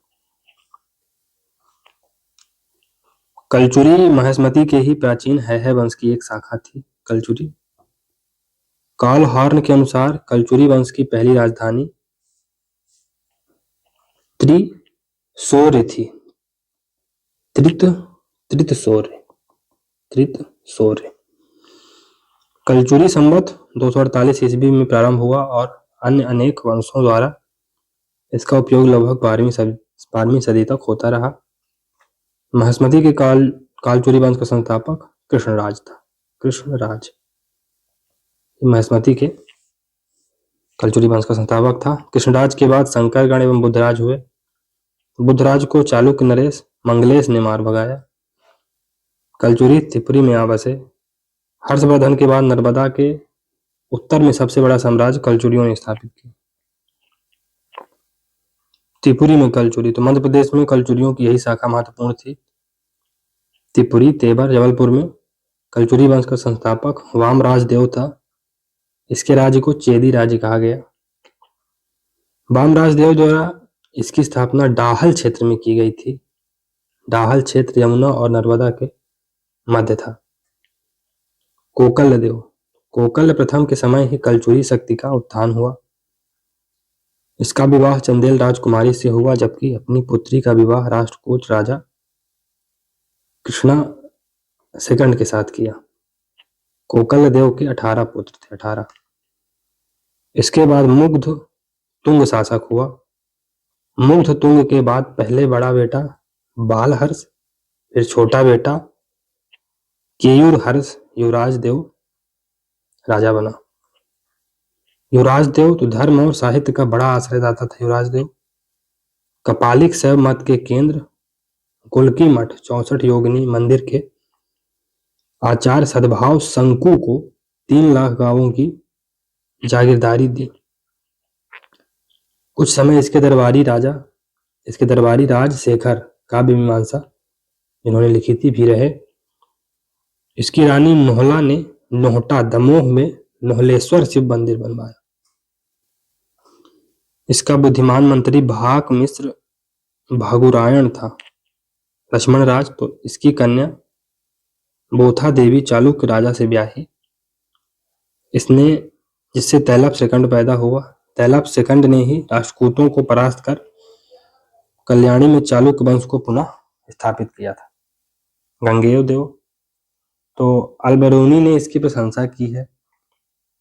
त्रिपुरी से इसके सिक्के मिले हैं अनेक विजय, किंतु राजा भोज परमार से हार गया। अतः यह कहावत प्रचलित हुई कि कहाँ राजा भोज और कहाँ गंगेय देव तेली तैलप। यद्यपि गंगेय ने कन्नौज के गुर्जर प्रतिहार को हराकर वहां पर कब्जा कर लिया था, लेकिन एक बार नाम बिगड़ा तो जीवन पर्यंत बिगड़ता ही चला गया। तो इमेज बचा के रखनी चाहिए दोस्तों। लक्ष्मीकर्ण, तो त्रिकलिंगाधिपति ये लक्ष्मी कर्ण की उपाधि थी। सबसे प्रतापी कलचुरी शासक था ये। इन्होंने भारत भर में अनेक विजय प्राप्त की। कलिंग तेलंगाना विजय कर त्रिकलिंगाधिपति की उपाधि धारण की। उसने गुजरात के चालुक्यों के साथ मिलकर परमार राजा भोज को मार गिराया। रासमाला के अनुसार 136 राजा कर्ण डहरिया के अधीनता मानते थे। इसके बाद कलचुरी शक्ति का पतन शुरू हुआ और इस राज्य पर मुस्लिम शासन स्थापित हो गया। कलचुरी प्रशासन, तो कलचुरी शासन प्रजा हितकारी था। सैन्य व्यवस्था राजा सर्वोच्च था। विदेश विभाग का नाम संघ विग्रह अधिकरण था। संधि सुकत विग्रह युद्ध इस विभाग के प्रमुख कार्य थे। इसके प्रमुख अधिकारी को महासंधि विग्राहक कहा जाता था। पुलिस विभाग, तो दंड राज्य का प्रशासनिक विभाजक पासिक या दंड नायक के नेतृत्व में पुलिस विभाग था। राज्य का प्रशासनिक विभाजन इस प्रकार था। किस प्रकार था? पहले जनपद था, तो 7 जनपदों में बटा था। कौन कौन से? मध्य प्रदेश, बडहर, भट्टबिल, भ्रमरवद, काकड़ाय, काकरे, तमनाल, बिट्टरा देश का तथा मंडलों का उल्लेख कलचुरी अभिलेखों में मिला है। अधिकारी तो इसमें अमात्य एवं विभिन्न विभागों के अध्यक्ष शामिल हैं। महाध्यक्ष नामक अधिकारी सचिवालय का मुख्य अधिकारी होता था। महासेनापति अथवा सेनाध्यक्ष सैन्य विभाग के एवं दंडपाशिक अथवा दंडनायक आरक्षी पुलिस विभाग के प्रमुख। महाभंडागारी महाकोटपाल दुर्ग या किले की रक्षा करने वाला आदि अन्य विभागाध्यक्ष होते थे। अमात्य शक्तिशाली अधिकारी था। मंत्रिपरिषद, तो राजा को सलाह देने के लिए मंत्रिपरिषद थी, यद्यपि राजा का निर्णय अंतिम होता था। राजस्व व्यवस्था, तो राजस्व विभाग का मुख्य अधिकारी महाप्रमात्र होता था। कर, तो नमक कर, खान कर, लोहे खनिज आदि पर, वन चारागाह, बाग बगीचा, आम महुए आदि पर लगने वाले कर राज्य की आय के स्रोत थे। मंडी में सब्जी बेचने के लिए युगा नामक परमिट लेना पड़ता था। स्थानीय शासन, तो गांवों और नगरों में जनता द्वारा निर्वाचित 5 सदस्यीय पंचकुल नामक परिषद स्थानीय शासन व्यवस्था संभालती थी। इन्हें काफी अधिकार थे। इनके सदस्य महत्तर कहलाते थे। नगर के प्रमुख अधिकारी को पूर्व प्रधान, ग्राम के प्रमुख अधिकारी को ग्राम कोट या ग्राम भोगिक, कर वसूल करने वाले को सोलकिक और जुर्माना वसूल करने वाले को दंडपाशिक कहा जाता था। कलचुरी संवत, तो आभीर राजा ईश्वर सेन द्वारा 248 सीई में प्रचलित इस संवत का प्रयोग कलचुरियों ने बहुतायत किया। महत्वपूर्ण तथ्य कलचुरी वंश के बारे में, तो गंगेय देव ने लक्ष्मी प्रकार के स्वर्ण सिक्के चलाए, त्रिपुरी से प्राप्त हुए हैं ये। लक्ष्मीकर्ण का विवाह होणवंशी अवल्य देवी से हुआ था। कर्ण ने बनारस में कर्णमेरु नामक 12 खंडों के मंदिर का निर्माण करवाया था, जो शिव को अर्पित किया गया था। उसने जबलपुर के समीप अपने नाम पर कर्णावती नगर बसाया था। अमरकंटक के मंदिरों का निर्माण कर्ण के द्वारा करवाया गया था। कर्ण के उत्तराधिकारी यश कर्ण ने तेलंगाना लूट से प्राप्त संपत्ति को वहां के भीमेश्वर शिवालय को भेंट कर दिया था। राजा विजय सिंह इस वंश का अंतिम शासक था, जो चंदेल शासक तैलोक वर्मन से पराजित हुआ। अब गुहिल वंश देख लेते हैं। तो जीर्ण मंदसौर अभिलेख से मंदसौर में गुहिल वंश के शासक की पुष्टि होती है। विग्रहपाल इस वंश का ज्ञात शासक है। यादव वंश, तो 11वीं-12वीं शताब्दी के मध्य देवगिरी औरंगाबाद जिले में स्थित आधुनिक दौलताबाद के यादव शासकों ने अपने साम्राज्य का विस्तार कर विदर्भ के अधिकांश भाग पर आधिपत्य स्थापित कर लिया। देवगिरी के यादव वंश के महान 3 शासकों भिल्लम, जैतुगी तथा सिंघड़ ने मालवा पर आक्रमण कर समकालीन परमार शासकों को पराजित किया।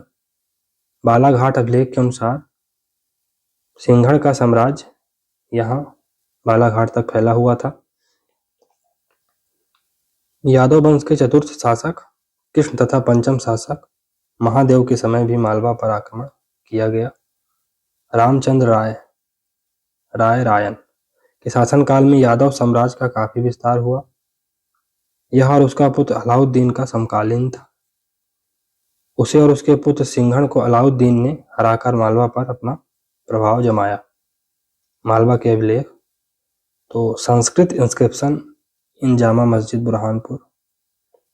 मालवा का इतिहास, तो terms of Faruqi rule in Burhanpur, ये इसमें कुछ दिया हुआ है। कच्छप घाट राजवंश, तो कच्छप घाट वंश की 3 शाखाएं थी, ग्वालियर, दुबकुंड और नरवर। अभिलेखों से कच्छप घाट राजवंश की 3 शाखाओं का पता चलता है, ग्वालियर, दुबकुंड और नरवर। ग्वालियर शाखा के बारे में पढ़ते हैं। तो ग्वालियर के सास बहू मंदिर के 2 प्रस्तर अभिलेखों तथा एक तीसरे खंडित अभिलेख से इस वंश की वंशावली का तथा उपलब्धियों का वर्णन मिलता है। इस काल के प्रथम नरेश लक्ष्मण के उत्तराधिकारी वज्रदामन ने कन्नौज नरेश को पराजित कर ग्वालियर में राज स्थापित किया। वज्रदामन का उत्तराधिकारी मंगल राज था और उसका उत्तराधिकारी कीर्तिराज हुआ।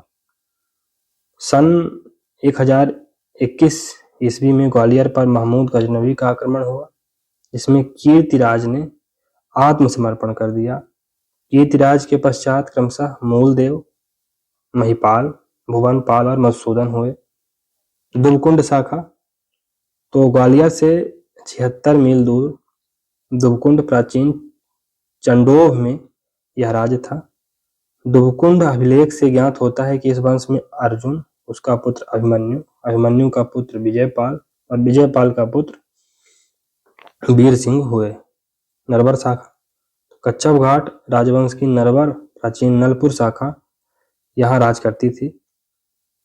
नरवर से प्राप्त ताम्रपत्र में गगन सिंह, शरद सिंह और वीर सिंह नरेश के राज करने का पता चलता है। तोमर वंश, तो दोस्तों ये 1394 से 1526 तक चला। मूल स्थान तंवरघर, मुरैना। प्रारंभिक राजा देववरम वीर सिंह देव, तो ग्वालियर के तोमर राज्य का वास्तविक संस्थापक वीर सिंह देव को माना जाता है। दिल्ली सल्तनत के द्वारा उसे गोपांचलगढ़ का प्रशासक नियुक्त किया गया था। वीर सिंह ने अपनी स्वतंत्रता घोषित कर दी। इसने वीर सिंह एवं लोक नामक रचनाएं लिखी। वीरदेव तेजोरत्तम सुल्तान नसीरुद्दीन महमूद तुगलक शाह ने वीर सिंह देव के विरुद्ध वजीर मल्लू इकबाल खान को भेजा, किंतु उसके पूर्व ही वीर सिंह देव की मृत्यु हो चुकी थी। अतः उसके पुत्र वीरदेव ने बहादुरी से मल्लू को रोका। डूंगरेंद्र सिंह जैन धर्म को इसने संरक्षण दिया। कीर्ति सिंह, तो इब्राहिम लोदी ने गढ़ कुंडार के शासक मलखान सिंह की सहायता से कीर्ति सिंह पर धावा खोला। नोटेबल फैक्ट देख लेते हैं। कोहिनूर हीरा, तो अलाउद्दीन द्वारा कुतुब शाह गोलकुंडा से प्राप्त कोहिनूर हीरा तोमर वंश के पास आ गया था, जो मुगलों को सौंपा गया था, जहां से अफगानिस्तान नादिर शाह पहुंचा, नादिर शाह के माध्यम से। शाह शुजा ने रणजीत सिंह को कोहिनूर भेंट किया। इसके वंशज दिलीप सिंह ने अंग्रेजों 1849 में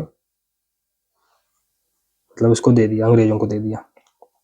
अब दे दिया, अंग्रेजों ने ले लिया, ये राज का राज ही रहेगा। कुल मिलाकर कोहिनूर अब भारत में नहीं है, इंग्लैंड में चला गया।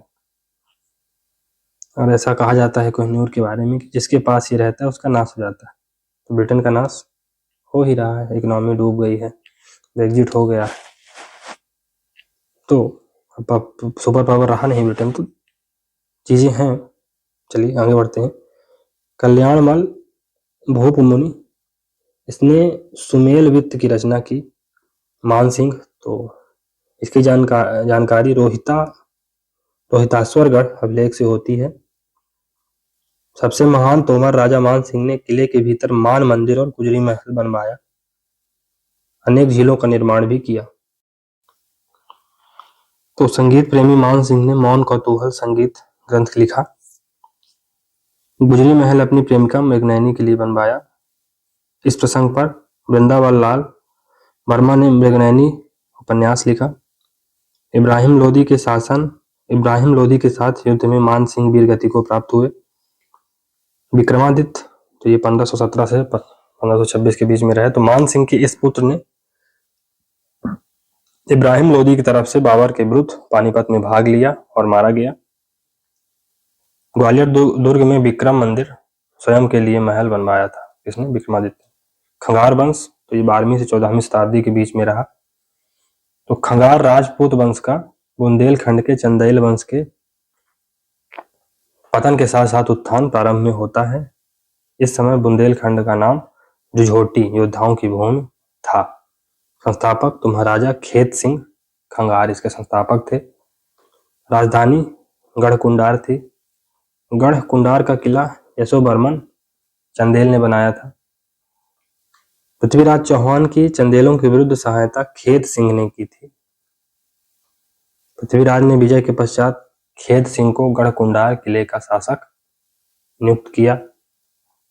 पृथ्वीराज की गौरी के हाथों हार तराइन सेकंड 1100 बांधने के बाद खेत सिंह ने अपने आप को स्वतंत्र हिंदू शासक घोषित कर दिया।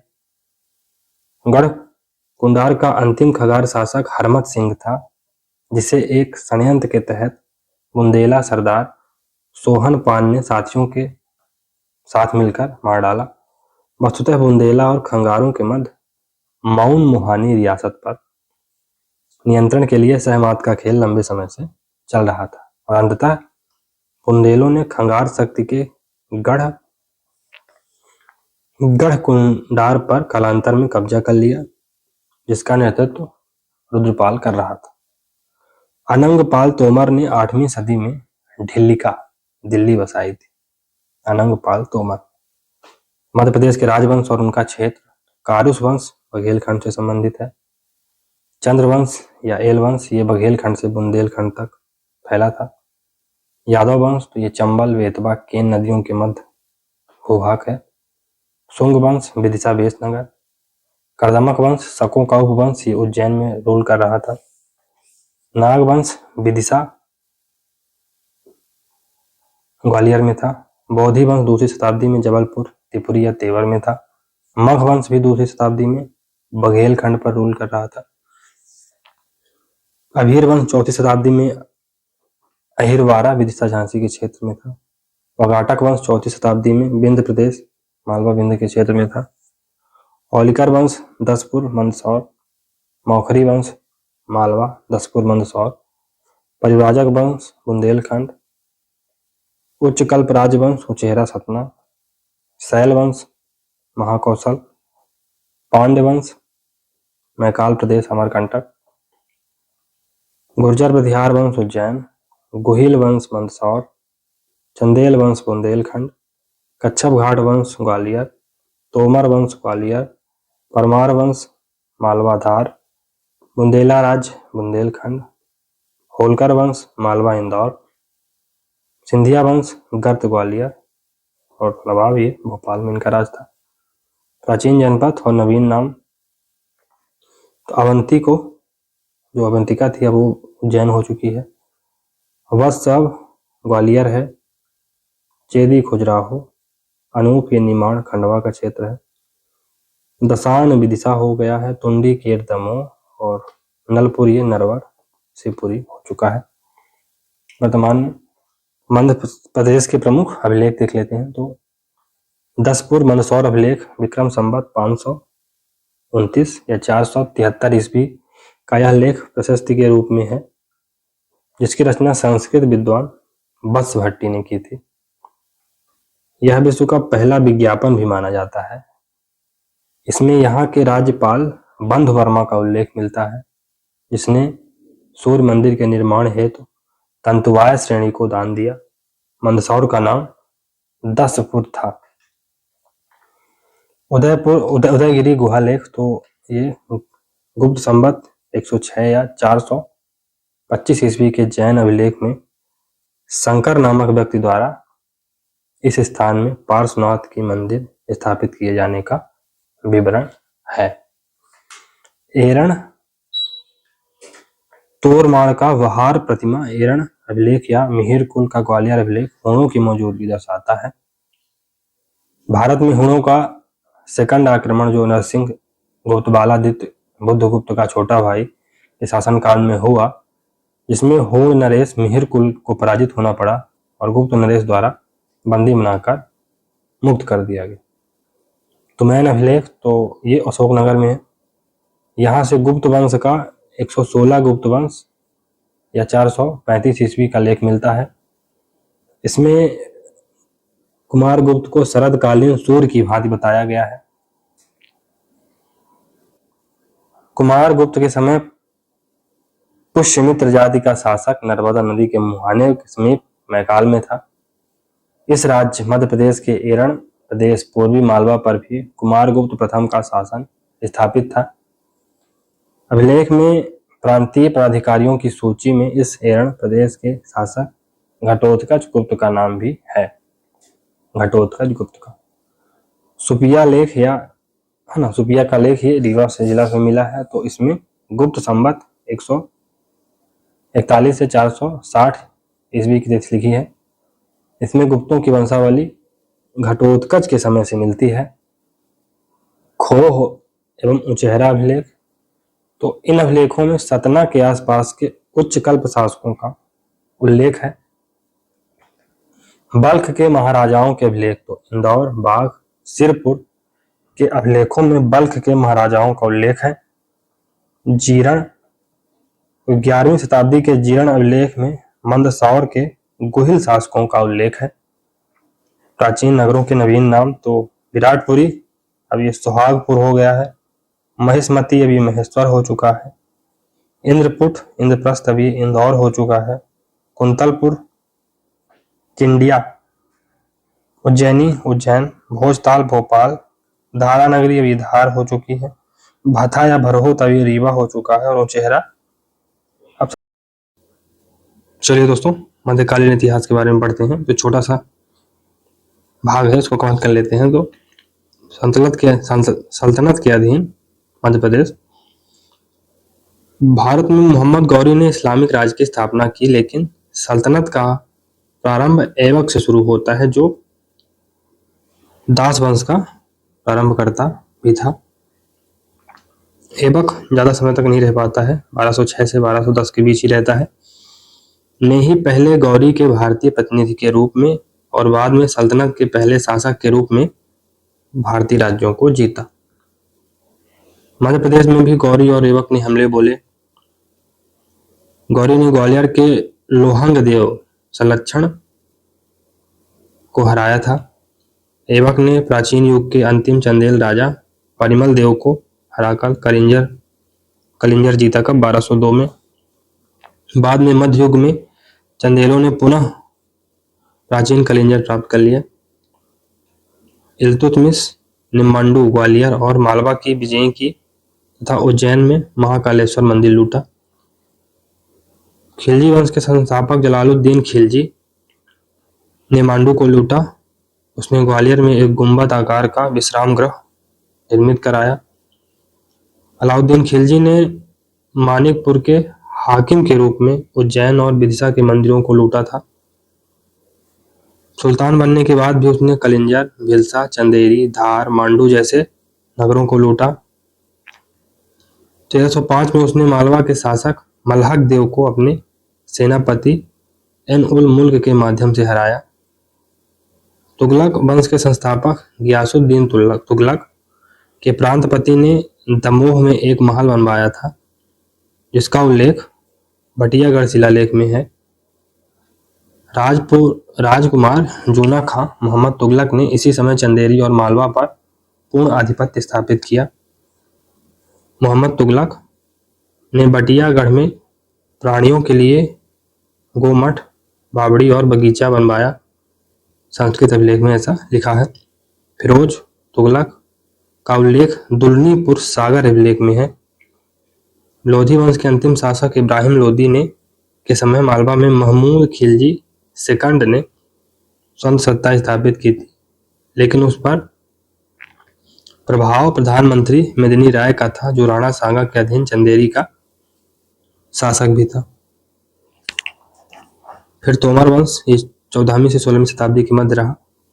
तोमर राजपूत काल में भी स्थानीय शक्ति थे, बाद में उनका पतन हो गया था। तोमर वंश का संस्थापक वीर सिंह देव था। इसने तैमूर आक्रमण का लाभ लेकर अपनी सत्ता स्थापित की। वीर सिंह के उत्तराधिकारी क्रमशः उद्धवदेव तथा विक्रमदेव हुए। विक्रमदेव के राजकाल में 1402 ईस्वी में नसरुद्दीन मोहम्मद तुगलक शाह के सेनापति मल्लू इकबाल खान ने ग्वालियर पर आक्रमण कर किले को जीतने का असफल प्रयास किया। उसने पुनः आक्रमण किया तथा विक्रमदेव को धौलपुर के निकट पराजित किया। 1418 ईस्वी में खिज खां ने विक्रमदेव से कर वसूल करने के लिए अपने वजीर ताजुल मुल्क को भेजा। विक्रम देव का उत्तराधिकारी डुंगरेंद्र सिंह 1424 हुआ।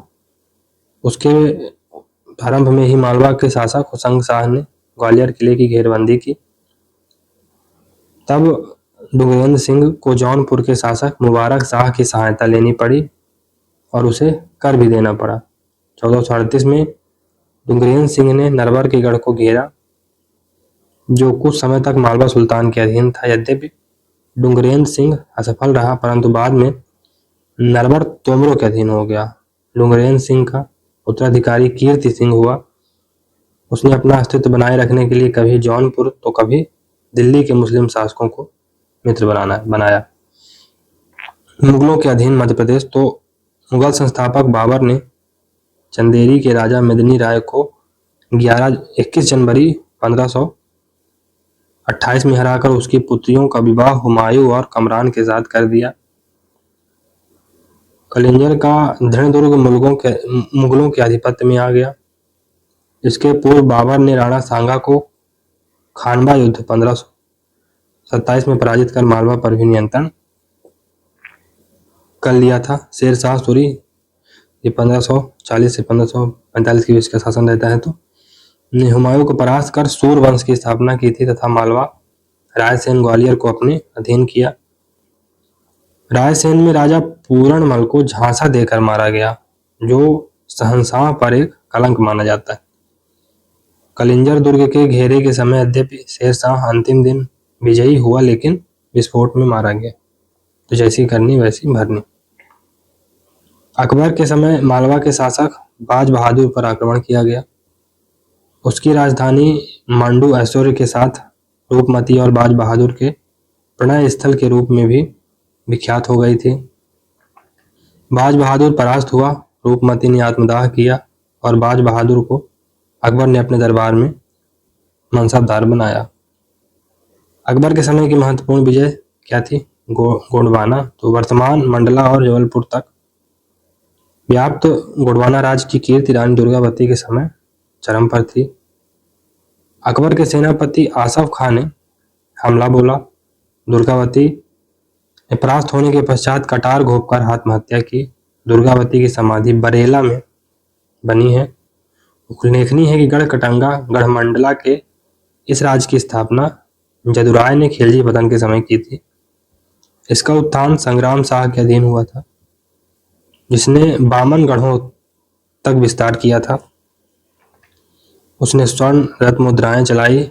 उसके पुत्र दलपत शाह का विवाह रानी दुर्गावती से हुआ था, जो चंदेल राजकुमारी थी।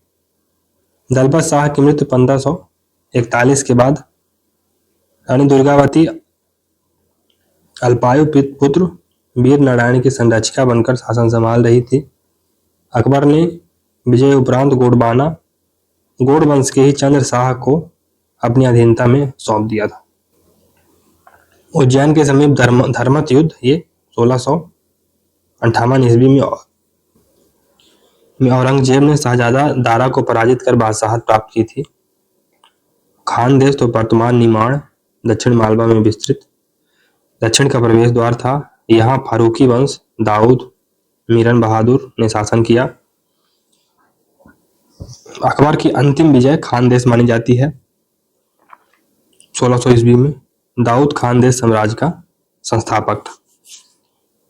बुंदेलखंड और मुगल संबंध, तो बुंदेला शासक सोहपान ने खंगारों की शक्ति का दमन कर बुंदेला राज्य की नींव डाली। जब रामचंद्र शासक बना, तब मुगलों का ध्यान बुंदेलखंड की तरफ गया।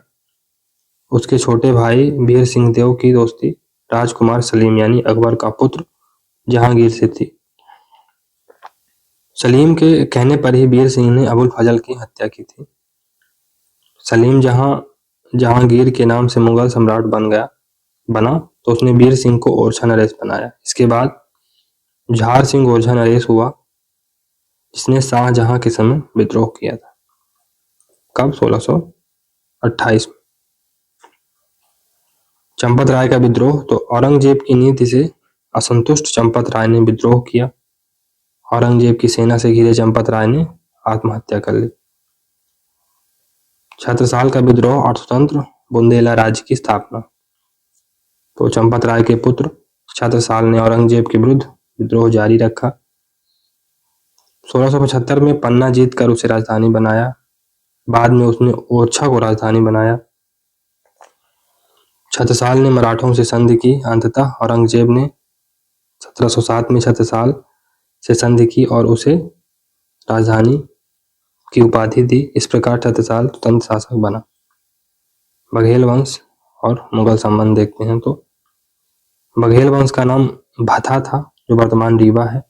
बघेल खंड के क्षेत्र में बघेल राजपूतों ने अपनी सत्ता उस समय स्थापित की जब अलाउद्दीन के गुजरात आक्रमण के समय कर्ण बघेला के साथ कुछ राजपूत कलिंजर क्षेत्र भाग कर आ गए थे। कब? 1298। यहाँ का प्रथम सोलंकी राजा व्याघ्रदेव गुजरात था। बघेल वंश के शासन के कारण ही क्षेत्र का नाम बघेल खंड पड़ा। इस राज्य के एक शासक वीर सिंह देव की मित्रता सिकंदर लोधी और बाबर से थी। इसके पुत्र भीर भान ने हुमायूं की चौसा पराजय के बाद मदद की थी। राजा रामचंद्र के समय भथा राज्य के दरबार में तानसेन, तन्ना मिश्र या रामतनु पांडे था। जलाल खान ने तानसेन को रामचंद्र से लेकर अकबर के दरबार में पहुंचाया था। किसने? जलाल खान ने। इसके अधीन कलिंजर दुर्ग भी था, जो 1569 में मुगलों ने ले लिया। यहाँ के अंतिम शासक मार्तंड सिंह थे, जिन्होंने विंध्य का विलय 1947 में भारतीय संघ में किया। वे रीवा से सांसद भी चुने गए। रीवा के जंगलों से सफेद शेर पकड़ने का पहला श्रेय मार्तंड सिंह को ही दिया जाता। तो यहाँ से दोस्तों हमने प्राचीन और मध्यकालीन इतिहास मध्य प्रदेश का कवर कर लिया है। अब आगे से हम आगे वाली लेक्चर सीरीज में आधुनिक इतिहास शुरू करेंगे। तो अगर आपको ये लेक्चर सीरीज अच्छी लग रही है दोस्तों, तो इसको लाइक सब्सक्राइब करते रहिए। तो मिलते हैं अगले लेक्चर सीरीज में। तब तक के लिए goodbye and thank you very much for discussion.